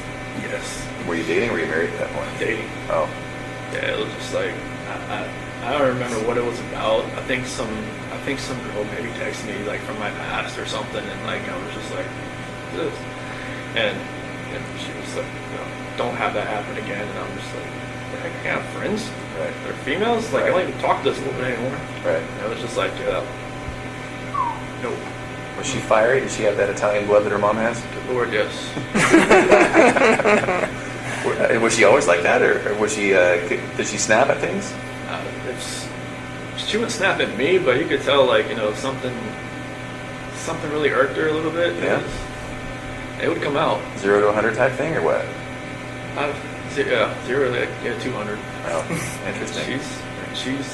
She gets acclimated about something. She's like, all right, it's gonna happen. Well, that's why she was probably so successful at Thrive, right? Oh yeah, like she had done a couple other like direct sales business, but this one was just like, it was different. Why? This one, like, cause I think she had done like Origami Owl and like something called like It Works, and then like other couple other things like some bags and stuff like that. But the supplement stuff, it just because it worked with her, it worked with me. She's like, okay, I can kind of like use this as like, all right, this is what it's doing for us. Yeah. And then like after a little while, like she could see how like people are above her, how it was helping them. Hey, welcome in. So we are just listening to some of the audio, and the reason I wanted to do this is because in the beginning they talked about Amanda McMahon And as you've seen this week, she's back in the news saying she had more of a relationship with Chris than she once said she did. And the interesting timing of this interview to come out, Nicole Atkinson just said last week that the Daily Mail reached out to her and wanted her to do an interview. So you can tell that they're poking and prodding at everyone involved in this case just because the anniversary is coming up. So, yeah, I do too. I pray for both families. I know there's a lot of people who are mean to his mom, but I think his mom was in shock when she did that first interview with the NBC station, and she said some nasty things about Shanann. I think she still was in the mindset that Shanann had hurt the kids, and I blame Chris for that. Chris is the whole reason she looks like a dumbass, because he wouldn't be forthcoming with his family about what happened. Yes, for sure. Yes, Amanda is a liar. I don't believe it. And she's relevant again because she went on to the Daily Mail and did an extended interview this week saying, yeah, it's the anniversary, so it's coming up. And Nicole Atkinson, actually, I was just texting her last week and asked her, are you going to do it? And she was like, I'm thinking about it. I don't know. And I told her personally, I think you should. She's been asked for 8 years not to talk about this case. And I said, you have a voice too. And I don't think it's fair to be asked to be quiet. But that's all I'm going to say about that, because I don't want to share too much about any texts or conversations. Because I'm wrapping pretzels up. I've always told her I will not ask her things about the case. And I want to keep that promise to her. So let's continue. Yes, I think, a lot of people go out there and they call Chris's mom a narcissist. I don't think, personally, I don't think Cindy is a narcissist. I think she just believes what her son said in the beginning, that she thought that she killed the grandkids. And here's a lesson. If you're ever in a situation, don't talk to the media. Don't do it, because look at now. Everything Cindy does is judged because of that interview. She was emotional. She said shit she probably shouldn't have said about Shanann. Okay? She probably should not have said anything about, I didn't like the way she treated Chris. She should have just zipped it up, because it bit her in the ass. So let's let that be a lesson to us if we're ever in this situation. Don't talk to the media. Yeah, I can't diagnose people either. I don't think it's fair when people call her a narcissist. I think it's fair to call Chris a narcissist, because we have 4 hours plus 6 other hours of interviews to really break down and have a professional look at it. He is acting like a narcissist. Cindy, it's a interview before sentencing, before she got the jury, before she knew what happened. And frankly, she still doesn't know what the fuck happened. Sorry about my language, but she still doesn't know what happened because he hasn't told her. He told her, Mom, read the title, because he didn't have the balls to tell his mom what he did. So he told an author what he did. And I honestly don't know if she read the book. I don't think she should, because it's very graphic. That's another video I've been doing on here, is going over the book, which will continue. But yeah, I mean, I wouldn't want to be in her shoes either. Yeah, I mean, don't talk to the media. It's like when you're trying to get people to say things, you're trying to get the soundbite that no one else has. Yeah, I wouldn't want to be in her shoes either. I'm not gonna lie, guys. When I pray and when I meditate, I think of both families. I do. I think it is unfair. And a lot of people hate me in the comments for it and say that I'm an asshole for defending her. And I'm like, I'm not defending her. I'm just saying, you know that saying, I did the best with the information I had at the time? That sums up Cindy to me in a nutshell. Her only interview out there, she had no information about what happened. And all she did is sit there and defend her son because that's all she could do and that's all she knew. So, yeah.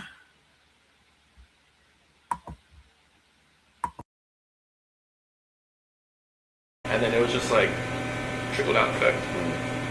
And it was like a good system about like, commission wise and everything was just, she could use all the business IQ she has from running those cell phone shops and from the Dirty South custom shops and all that. I mean, she's business minded. Yeah. She knows how to do a accounting book like the back of her hand. So it all just like fell into place with all that. So then on that night, was it just a new type of fight? It was never had, or what happened? Yeah, it was a totally different type of fight. It was like, it was just felt like, I don't know, it was more anger than anything else. Like there was emotion to it at first, and then it just felt like it was just anger. It was just like, like there was no love there. It was kind of like what we were saying, what she was saying. It was just like, see, this is where you can't believe anything this freak says, because in this interview he said there was nothing but anger. I was so angry. And you're going to hear him say how when he took Shanann's body out, he literally just dumped her. He says, I couldn't even roll her over. I was so angry at her. But then when he talks to Sherilyn Cadle in the book, he said he felt nothing. He said he didn't even feel anger. So I don't know. Then there's another time he said, I've never felt anger until that moment. He was like, all my life I've never felt anger until that day. Like, really? You've never, ever felt anger before? That's weird.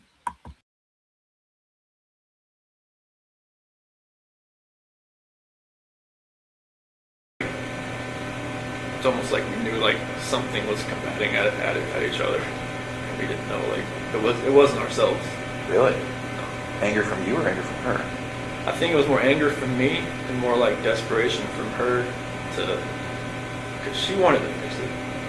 Yeah. She knew if something wasn't right. Like, like when that whole thing with my parents happened with my parents called it Nutgate. What happened? Nutgate.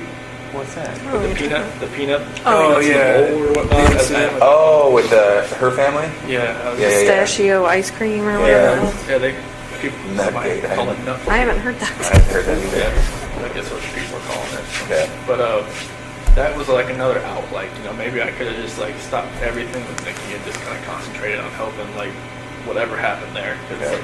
Shannon had a story, my mom had a story. Like, whatever happened, I probably asked my 10-year-old nephew. Probably can tell me what actually happened. Well, and they both have their feelings for good reasons, and they both didn't see it the other person's way. And Yeah, and like maybe because I didn't talk to my parents from then on until like August 6th, and like my dad took that whole week off. you didn't talk to your parents from then on? Yeah. Oh, okay. Yeah, because like Shanann was like, do not talk to them, do not call them, do not do anything. Is that what she said? Yeah, and Cece's birthday was 17th, but I think the actual birthday party was like a couple days after. I'm also gonna throw this out there, and it's only because I feel that I can throw it out there because of my experience. I have a child on the spectrum, and one thing when it comes to individuals on the spectrum versus a neurotypical person is sometimes you have to explain emotions more and teach them. For example, I'm going to give you an example of this. Early on, my daughter at 3, 4 years old, if someone fell down, she automatically would replicate what I would do or my husband would do, which would be like, "Oh, are you okay? Let me help you get up." Versus my son, who would just stand there. And it's not that he didn't care, it's that he didn't know what to do. So we kind of had to work with him and teach him in those situations. And now he does show empathy, but it's kind of like it had to be explained or taught versus kind of a neurotypical child might just automatically pick that up without having to have a conversation or talking about it. I don't know if that makes sense to anyone, but I see a lot of those traits in Chris Watts. Yeah, you know what I mean? I do too. And I don't mean to diagnose, but I have so much experience, you guys, with the autism community. That is my other passion. Besides MS and breast cancer, it's autism. Those are my 3 things. Those are my jams. And I'm crazy. Did you have to teach your son a little bit more about emotions and things socially? It always seems like social that you have to teach them a little more. And something my child did ABA therapy, and ABA therapy is kind of just helping with socialization and teaching them kind of the things that come natural to a neurotypical child. And I asked the therapist, can you teach a child on the spectrum empathy? And her answer was absolutely. She said they feel just the same, sometimes even more than a neurotypical child. They just don't know how to express it, that they almost become paralyzed and overwhelmed when the situation happens. And I was like, wow, that made a lot of sense to me because it was something I was curious about, worried about, honestly. And they told me, it's just something you got to work on. And I can tell you sure as shit after working on it for 2 years, it's true. It is very true. And I see a lot of, yes, how to handle anger for sure. So I see in Chris Watts, like I said, I'm not a doctor. I'm only basing this on my experience and my autism research and the other parents I've been around and the doctors, the pediatricians, the therapists. I think Chris had a lot of social issues. And I think that it's a little weird he had to Google what love is. If he really didn't feel anger, maybe that is something that could have been worked on in childhood with him. And a lot of people think just because a kid's super smart means, oh, they couldn't be on the spectrum, when in fact, a lot of people on the spectrum have the highest IQs. So they say he had an IQ of 138. That is just my thoughts. I do think he is on the spectrum. No one has to agree with me, but I do.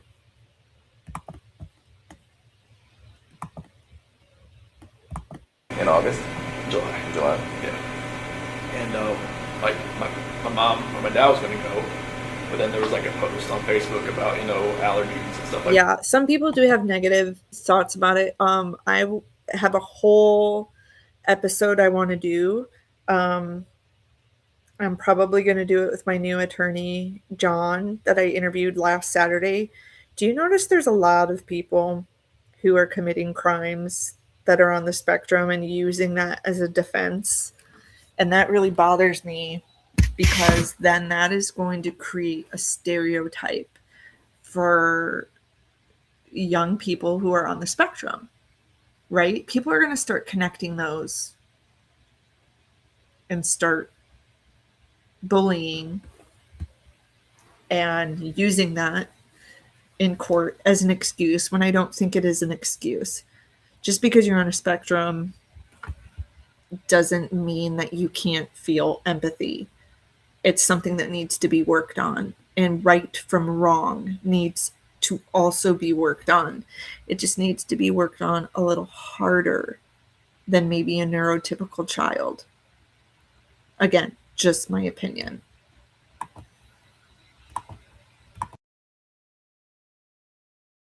Like that Shannon made him, and I was like, no, I just can't do it anymore. Just like, because He perceived that as her taking a shot type thing? yeah. Okay.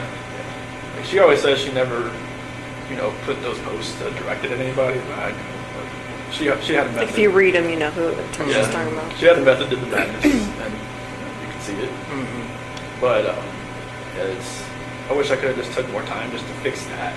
Because I wanted my parents to be involved. Like, since the whole wedding thing, and then up to that, it was like, my mom and my sister were always like, combating with Shan combating with them. Mm-hmm. My dad was always cool.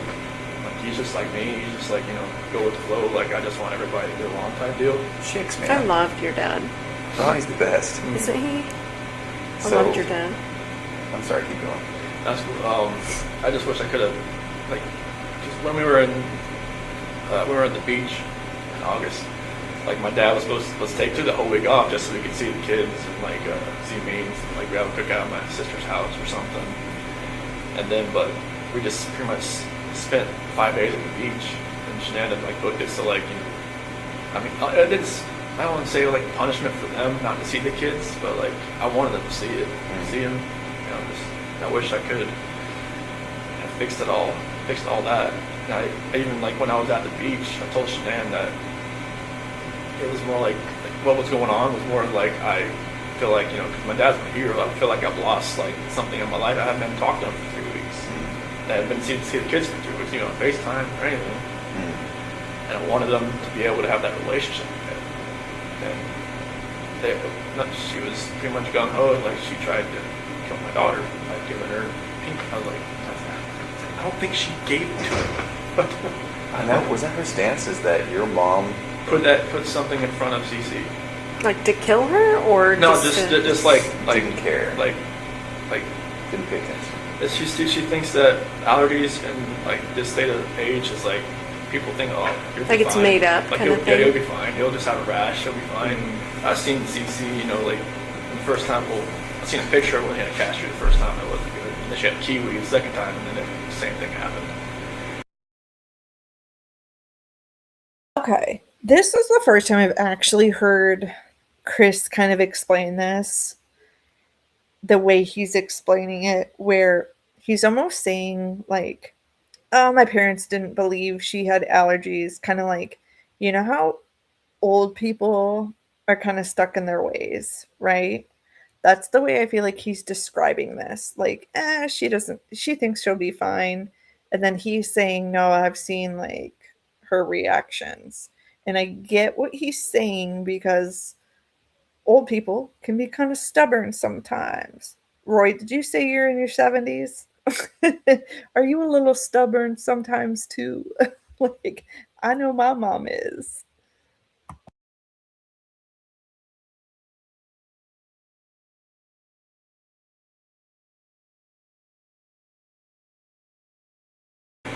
And I know it's real. Do you know it's serious? Yeah. Yeah, it's not it wasn't her throat closed up, but she broke out in this full body rash that looked really crazy looking. And luckily, nothing with her throat happened. But So did that make you angry at your mom for doing that? yeah, I mean, I was just like, Mom, you just gotta. I told her you need to think. You need to like, pay attention. Just because another kid can have something doesn't mean another kid can have something. Because like when we were at that birthday party at Jeremy's that Sunday, they had this cake there. Like Bella wanted it so bad. I'm like, can't give it to her because Cece can't have it. She was like, okay. And all the other kids were like, if they can't have the cake, Like I just kind of took them off and gave them some like one of those frozen pops or something. But it's just like she had to learn that just because one kid has something and there's another kid that can't have it for a legitimate reason, like she couldn't have done it. But that's the kind of talk I had with her when Shannon called me. I think it was maybe like middle of July or something when she told me all this had happened. That's when I called my mom and talked to them for a while, and then they were just like, they just couldn't deal with her anymore. Shanann just kind of like, they like flipped out. And my nephew told Bella to go hide behind the curtain because I don't think your mom was going to let you come over here again or something like that. Aww. So it got heated. Oh, it was bad. Really? Yeah, it was like a last straw between them, I think. Like in the same room or over the phone? No, they were at They were my mom's house. Yeah, because Cece and Bella and my niece. That really breaks my heart to hear that she hid behind a curtain and the cousins were crying because they thought they would never see each other again. And the sad thing is that was the last time they did see each other.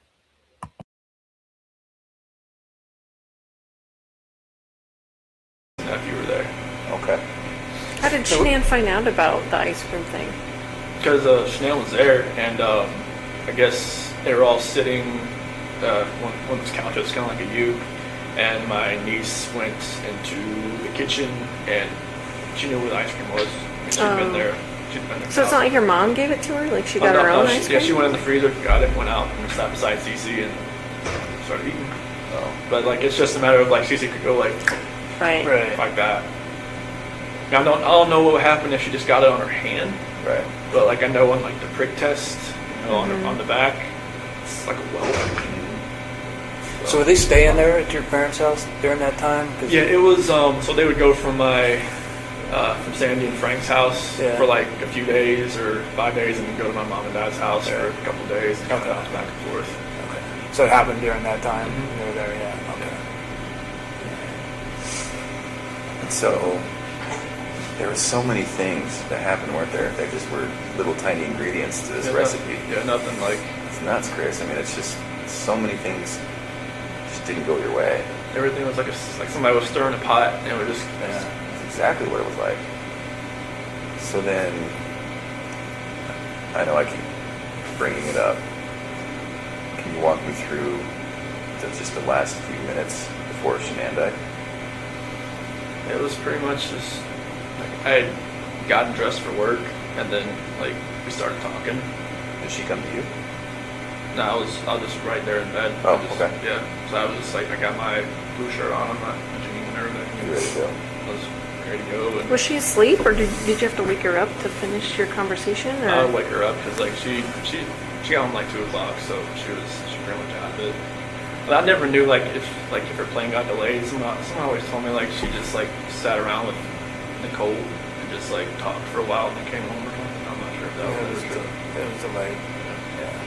But yeah, when she came home and everything, but yeah, like I woke her up to talk to her. Oh, okay. Yeah.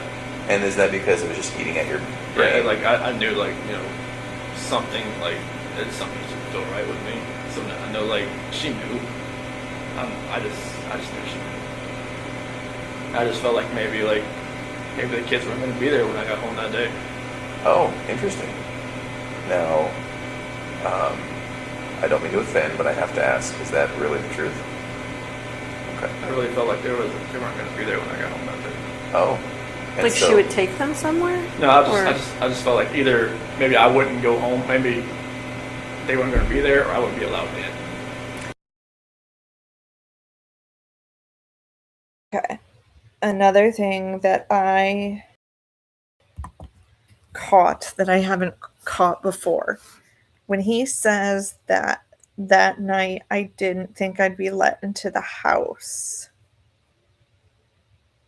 I know, I don't know what to believe either. But I kind of believe this, that he thought when he came home from work, maybe the girls would not be there, as in like they'd be maybe at Nicole Atkinson's house and only Shanann would be there. And then she'd be like, we're going to freaking talk about this charge at the Lazy Dog. Or he'd go to work and she'd text her and be like, don't come home. Meet me at the park and we're going to talk about the charge from the Lazy Dog. He said it twice. And I'd never, like I said, every time I listen to something, you guys, I learn something new.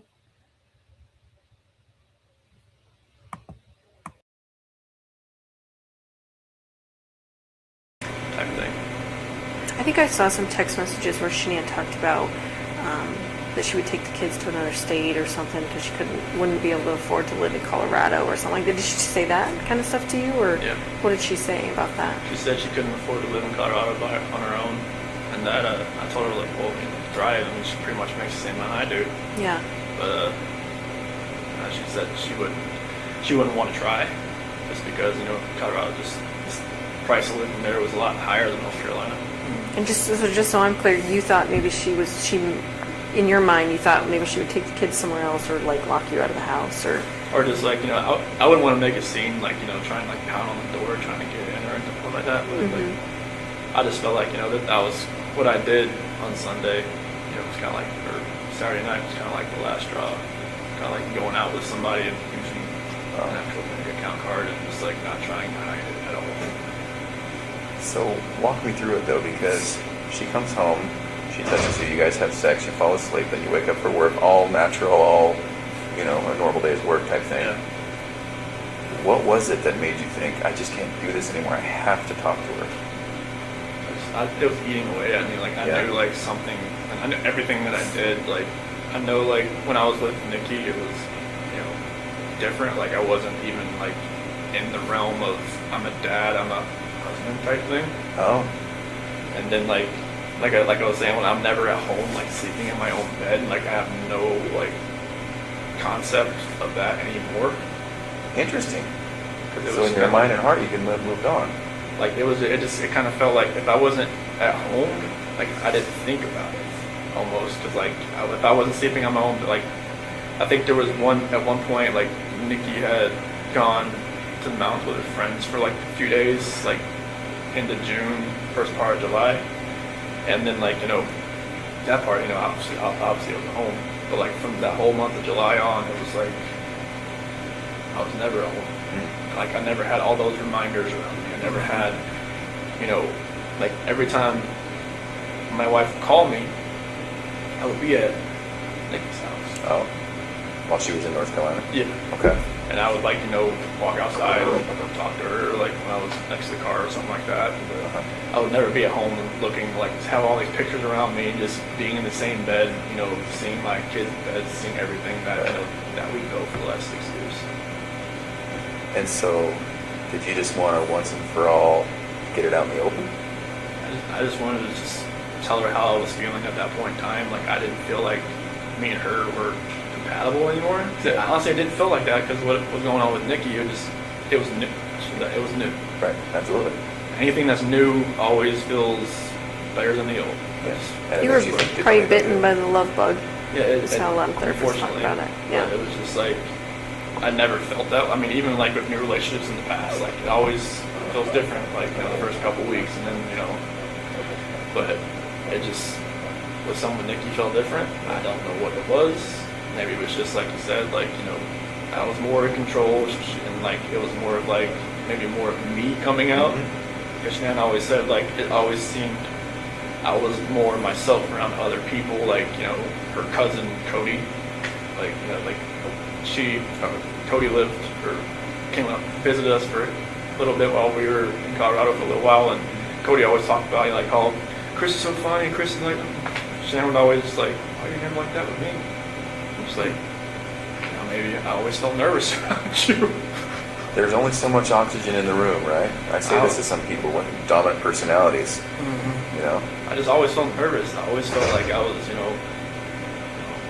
never could actually just, be myself. right. Nikki, I was myself like all the time. It was just different. Well, and it seems as though, and again, it's hard to talk about, and you tell me if I'm wrong, but it also seems, is it accurate to say that sexually you were able to say, Nikki, this is what I would like, this is what I'm into, or blah, blah, blah, and maybe not what Shanann? No, Nikki just wanted, she wanted what she wanted. She wanted to do it pretty much all the time. I was just like, okay, that's fine with me. Okay. With Shanann, it was just like, I'm like, hey. Sometimes it happened, sometimes it didn't. But that wasn't the case as far as that way. It wasn't just like sex or whatnot. But it was me. I was just want myself. Also, like, guys, like, so this is a just not think 4-hour about what- interview, and I'm not gonna play the whole 4 hour. I don't know, maybe I will. Who knows? But anyway, at midnight, I will pause it, and then I will just keep it open, and then tomorrow night, I'll try to go live a little earlier, like I don't know, 9 o'clock, and we can listen to more of it. But yeah, usually I'm not streaming this late, but I had to listen to this interview because I knew that they talk about Amanda McMahon in it, and I know he denied ever talking to her, meeting her, anything. So I was like, I have to listen to this tonight. But now I'm invested again because I keep hearing stuff I didn't hear before. You could listen to this 100 times and you'll find something new.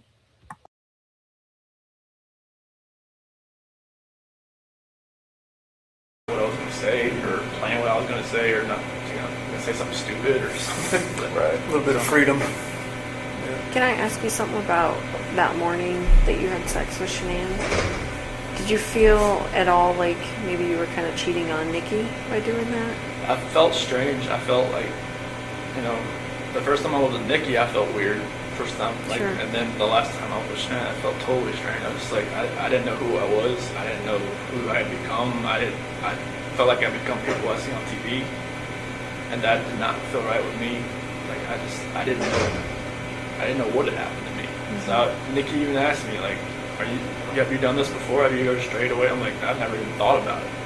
It's like, what's different? It's like, I guess it's just you that's different because I just never actually like I've seen girls smile at me before, never done anything about it. With her, it was just like it's like she had a leash on me and she tugged me away. As soon as she walked, I'm like, what the heck is going on? So, Well, and Tammy brings up a very good point. I wonder if that last time with Shanann having sex had somewhat of a role in you thinking, like a trigger. I gotta do something, I gotta say something, we gotta have a talk, something's gotta change. Is that accurate? Yeah, I felt like it was like maybe like a trigger point or something like it's like you hit the push button on a bomb and it just blows up. Right. Just something in my head was just like something was working. Wait a minute, I'm sorry guys. He compared Nicole Kessinger to a bomb. He's like, she had a trigger on me and I blew up. What?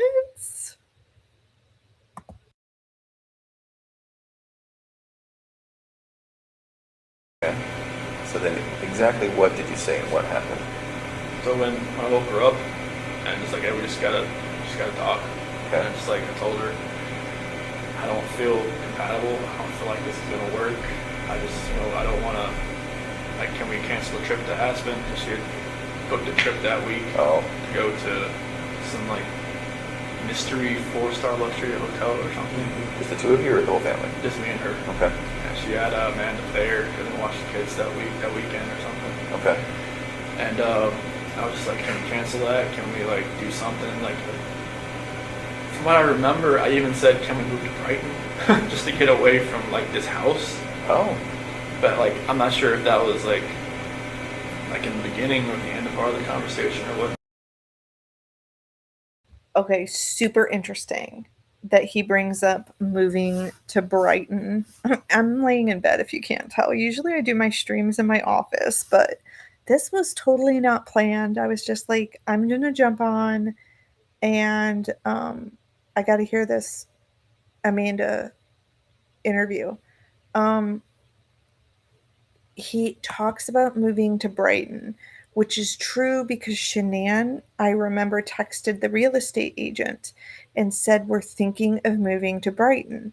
But what is Brighton going to do? When he says just get away from this house, I mean, even if you move to a different house, what do you think, it's going to be cheaper and like you're magically not going to have debt problems? Because that's not how it works. So really bizarre. Tomorrow, I promise I'll find some better pictures and footage to play while we're listening to it. But yeah, I remember her texting the real estate agent and saying, we're interested in going to Brighton. And Shanann said, but I don't want to downsize.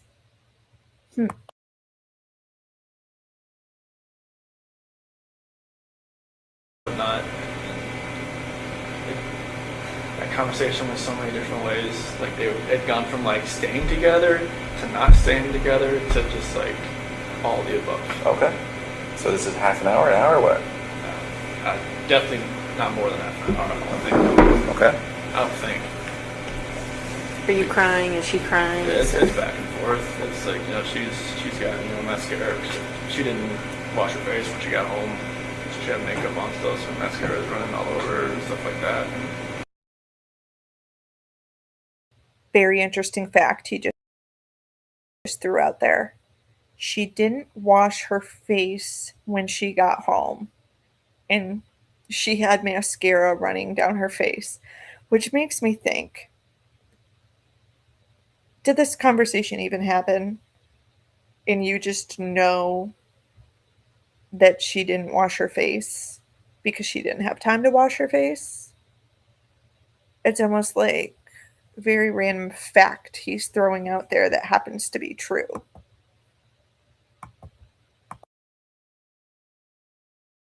And it was nothing about that conversation. I just wish I could take all of it back. Just the whole Nikki thing back, everything. But So then when did it turn? as far as that conversation, it's at the end when I was telling her like, First time I actually hear him say, I wish I could just take it all back. In thousands of interviews I've watched, that's the first time I remember him saying, I wish I could take it all back. Wow. Not that I believe you, but at least for the one time in your life, you're taking accountability. Wow. I told her I didn't love her anymore. What happened? She told me to get off her, and then I put my hands on her. Okay. Did you say she said something like that you were hurting the baby or something? That was before that, because when I was straddling her, it was kind of like around her waist type deal. Why did you get on her like that? I just when we got on the bed, that's just where I got on. Is that so she would listen to you? I felt like she could probably listen to me just laying beside her, but I got on top of her. And every time I think about it, I'm just like, did I know I was going to do that before I got on top of her? I don't know. Really? That's an interesting thought, Chris. Mm-hmm. You don't know if you knew. Just like everything that happened that morning, I don't know, like I try to go back in my head, I'm just like, I didn't want to do this, but I did it. Everything just kind of like, Felt like you had to? it just felt like it was, I don't even want to say it felt like I had to, it just felt like there was already something in my mind that was implanted that I was going to do it, and I woke up that morning, it was going to happen, and I had no control of it. You never thought about it before? It was just like, I don't want, like when, like you said, like in the sentencing hearing, that prosecutor said it takes 2 to 4 minutes for something like that to happen. Like why couldn't I just let go? I didn't. Oh, that's interesting. Why couldn't I just let Was go? it feeling like it was in motion and you just couldn't stop it? Yeah, it was just like, I don't even want to know what she saw when she looked back at me, honestly. Did you look at her? What was she doing? She wasn't fighting. Why do you think she wasn't fighting? I don't know, maybe she was praying, maybe she was There's a part in here, you guys, I think it's here, where he said her eyes had blood in them. However, the discovery said in the autopsy that that's not true. So do we think he was like hallucinating that? Now I read the Bible. It said, where the scripture says, don't Good point. forgive these people for they do not know what they do. Fine. Maybe she was saying that. I don't know what she was saying in her head, but she, like when you guys told me, like, take off your shirt and check for defensive wounds, and there wasn't going to be any. She didn't fight. I don't know why. Like she didn't grab. Could she grab your arms, or were her arms pinned down, or? Not that I remember. I don't think so. I mean, I don't think like I moved to where my knees were around her arms or anything. But it was just kind of like when I got on top of her, we started talking. That was it. It's kind of like in my head, or like in the back of my head, that was going to happen, and just like at the end of the conversation, it was just like that's what happened. I just wish I could have let go. Did it seem like it was that long, 2 to 4 minutes? How long did it seem for you? Almost kind of felt like it was longer almost, because it felt like time was standing still. It's kind of like I just saw my life just disappearing before my eyes, but it just like I couldn't let go. It was like somebody else, like if you picture somebody else around you, holding your hands, holding you, keep you from That was always weird to me. not letting go. Someone was holding you, keeping you, and you couldn't let go. That was so weird. At some point, there was a statement about rage. Do you feel like you were in a rage at that point? How That's the only way I can describe it, honestly. Like a snap, or something. I mean, I guess my attorney had said like some, strangulation is more of like a, I don't know, passionate type thing. I'm just like, I don't know how that can be passionate. Looks like his attorney is a It's just therapist. intimate because you're right in there. Maybe you should talk Using to your a own therapist. hands. It's a lot different than someone standing across the room and you shooting them or something like that. So It just felt like somebody was like behind me, and just like, I just couldn't let go. It's interesting. I just felt like somebody was behind me and I couldn't let go. He said it again.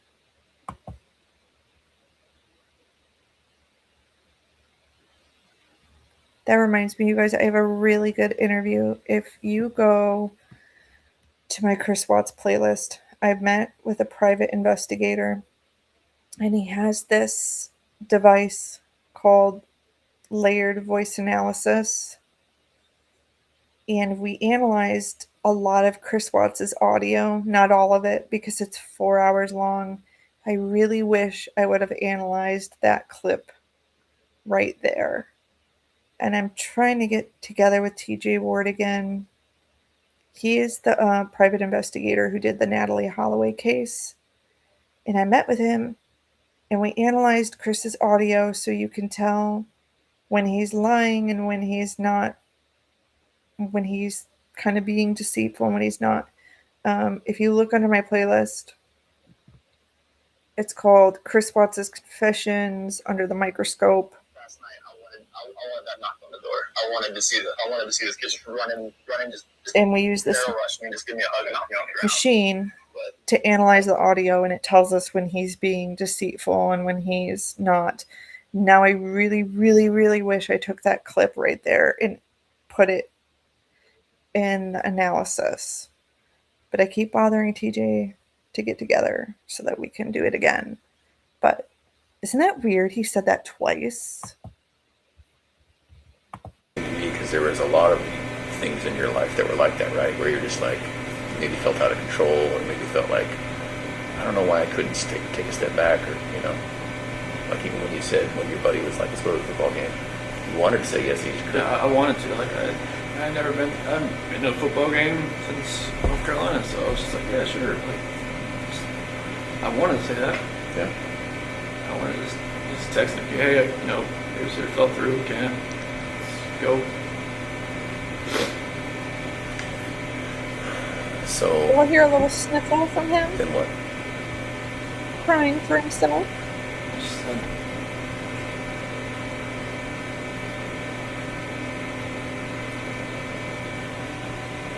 just after, Shanann was, I guess, once she was gone, it was just like, I didn't know what was going on. It's like, it was like a traumatic, I don't know what you call it, traumatic event type, and everything, and like, I was shaking, I didn't know what had happened.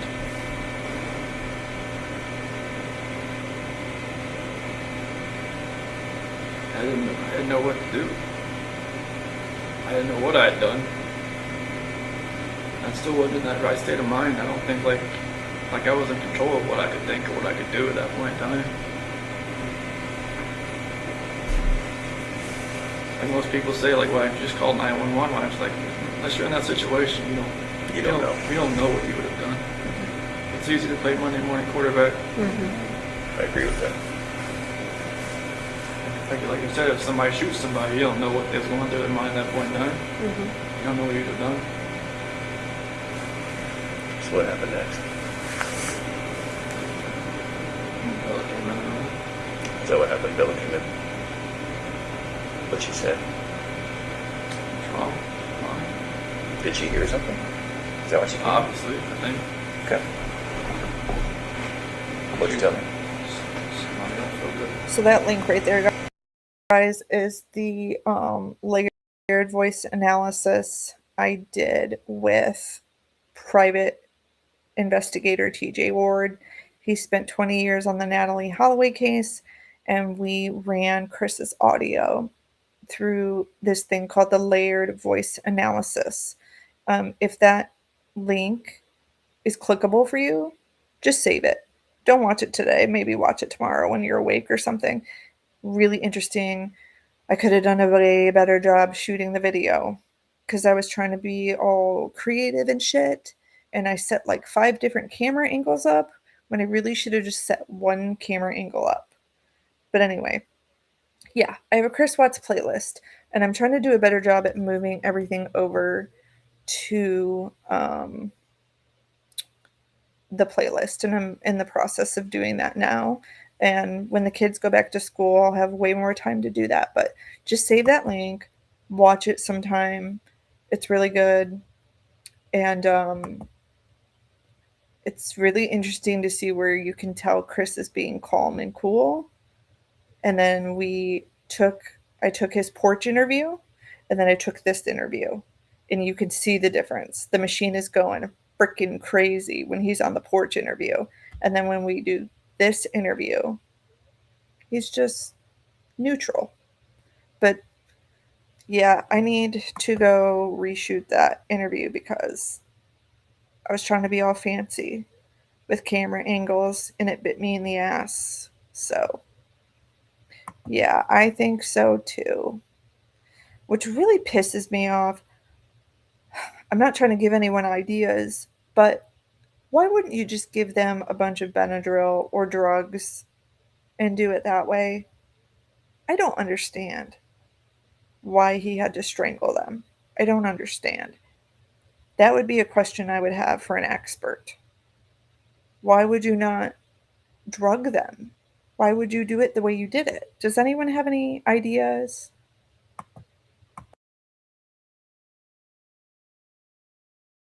And then, did that happen with Bella right in that room?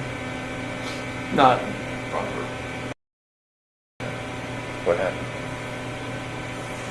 She walked in as, she's docking up. She was sleeping.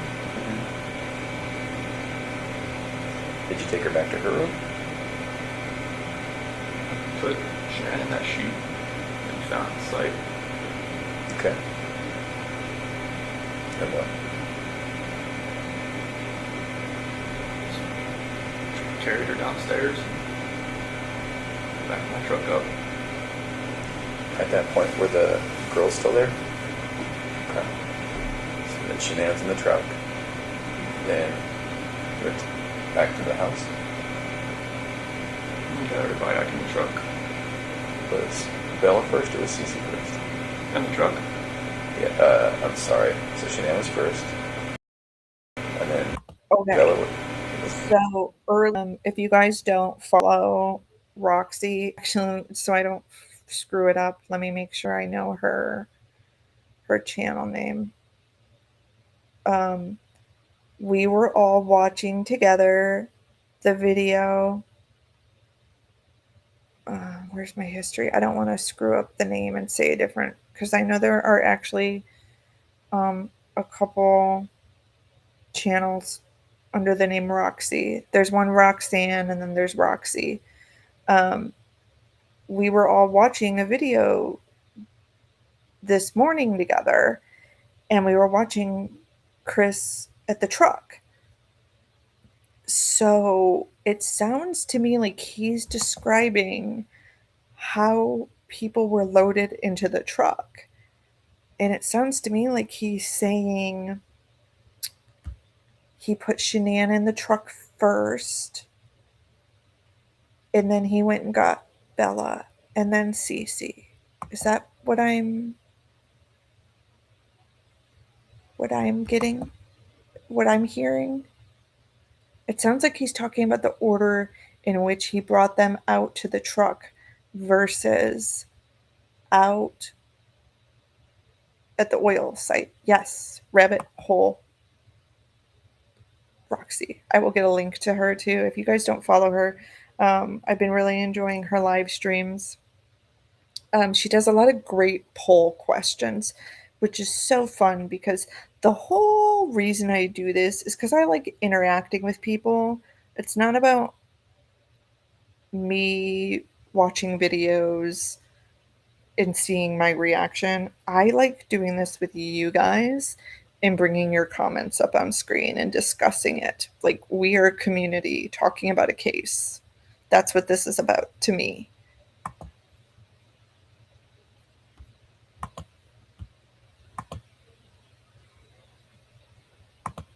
Was Bella alive when you guys got in the truck?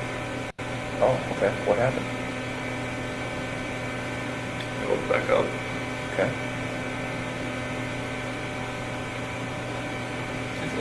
I don't really want to talk about this part, honestly. Okay. Those are my kids. This is my baby. I have to talk to them every night. I'll just leave on screen. Okay.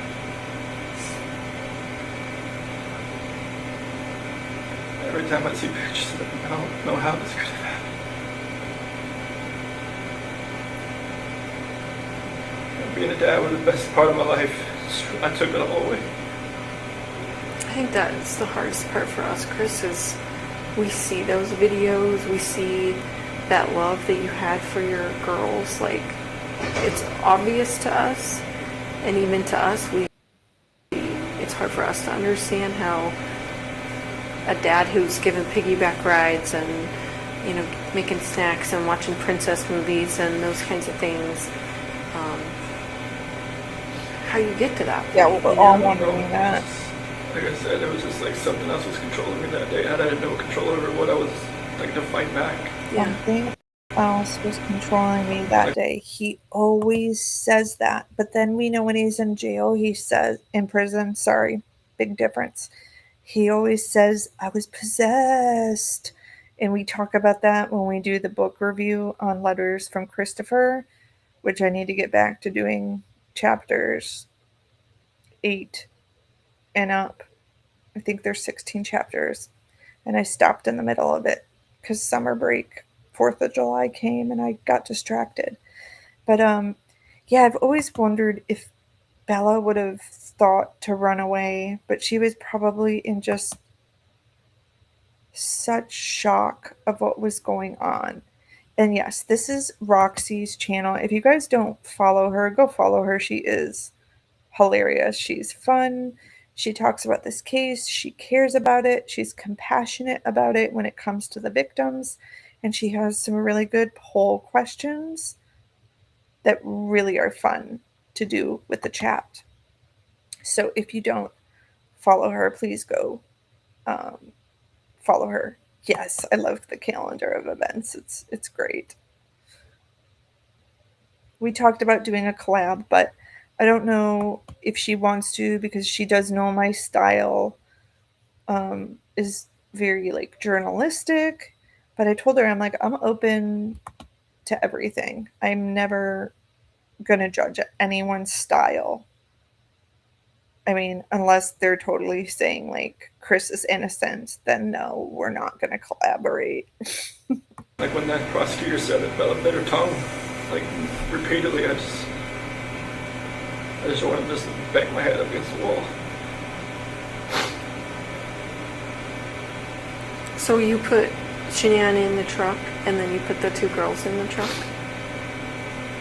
Were they just sitting in their car seats, or I guess they didn't probably have car seats in your truck, did they? No, they was sitting in the back with the, like in that bench, and So Shanann was back there too? she was on the floor. What did they say about Shanann being on the floor? Mommy, okay? What'd you tell them? She'll be fine. That's another thing I don't know. If you actually put them in the bed of Did you have their stuff with them? Like their toys and their blankets and stuff? because I think rigor mortis would have started to set in, and I think it would have been easier if she were in the bed of the truck. Daniel, what are your thoughts on that? I know we've briefly talked about that together before, and I can't remember what your theory is. Guys, it's 12:05 a.m. I said I was getting off at 12. We'll listen to a little bit more, and then I'm going to find a spot to pause at. And tomorrow when we continue, like I said, I'll bring up more video and photos. This was not planned. So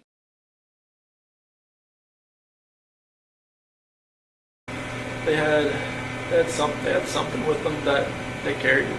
One of them, I think, in CC and Bella had like a blanket or something with them, like a pink blanket. Or What about the dog? I think one of them had a dog, right? That talked, or a dog? yeah, one of them had like a little barking dog. Was that with you too? Do you know? I think it was. Trying to. It's hard to remember. Like if Yeah. they had like a big blanket, small blanket. So those I think I saw items, on the video that you put a he gas. threw them in the dumpster. Fucking asshole. Along with his clothes that morning. That's why it was taking him so long to get back to the house. Because Nicole Atkinson remembers, like, he said he'd be here 45 minutes ago, and it's been over an hour. That's because he was driving around trying to find a dumpster to throw the blankets and the stuffed animal away and the clothing he was wearing. Can or something in the back of your truck. Is that right? Did you have different plans when you put that in there? I don't know what was going through my head. I feel like maybe I could just get rid of myself at the same time if I was doing all this, honestly. Yeah. You just think about that? What'd you think about that? I didn't feel like I deserved to live after what had happened. But now you deserve to live. Makes sense. Right? Was there any thought to the whole family going away that day, to include you? After everything had happened, that's a definite thought. Yeah. See, it's interesting to me. We had all kind of wondered if there was a point when you were all together and if you were all going to pass together. That to me makes sense because that's, even though it sounds crazy, that's what a family man does, right? Family man doesn't do what he did. No, I know. I guess what I mean is, it seems like you guys were going to be together forever in that way. Is that maybe what was going through your head? Honestly, I just felt like I didn't deserve to live. Yeah. And it was like, whatever judgment I was going to come upon myself,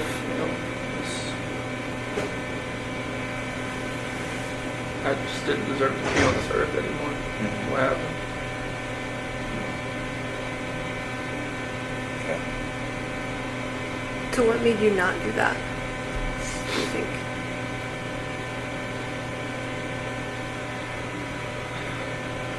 don't know if it was just more of like a,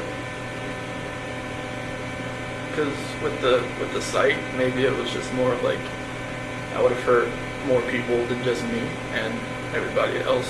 Like, I know there's other people out there, not like at the site, but other people like maybe out in the area. Like, I didn't want something like on the site to catch fire and blow up. Oh yeah, you're so considerate of other people, Chris. Roy's mama, if you watched my interview from Saturday, I'll drop the link in here while we're wrapping this up. The attorney I spoke with explained to me why Nicole, she became their star witness right out of the gate. So she was not looked at in a way where they were going to incriminate her. They were using her because they thought that they were going to go to trial.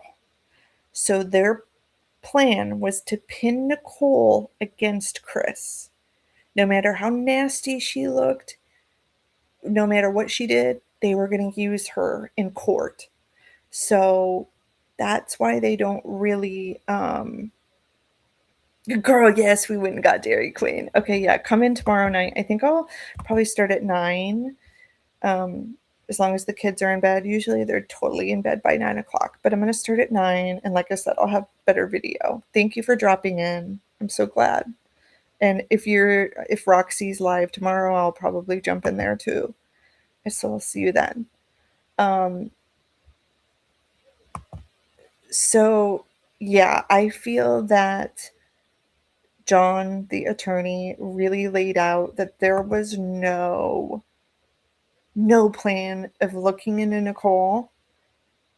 Whether she was involved or not, they were going to use her to get him locked up because they needed to lock someone up for this. And it wasn't going to be her. It was going to be him. Good night to you too. Actually, you know what? We'll just stop here, guys. But if you didn't check out the interview with the attorney, go over to my playlist and hit on live, and it's like one of the last lives I've done. But yes, we'll drop in tomorrow night. We'll pick up where we left off. I'm going to give you guys the time code so that I don't forget. Okay, I am stopping at 1:13:25, and I'm going to write it in here. 1:13:25. So if tomorrow I come in here and I'm like, where did I leave off? I'm going to leave the screen up. But if I ask, and honestly, we can listen to the whole 4 hours if we break it down into a couple days. We might as well do it. I'm invested now. So, all right, guys, I want to thank you so much for joining me. If you can do me a favor, when you leave and come back tomorrow or something, if you can hit the thumbs up for me, I really would appreciate it. It pushes things out into the algorithm.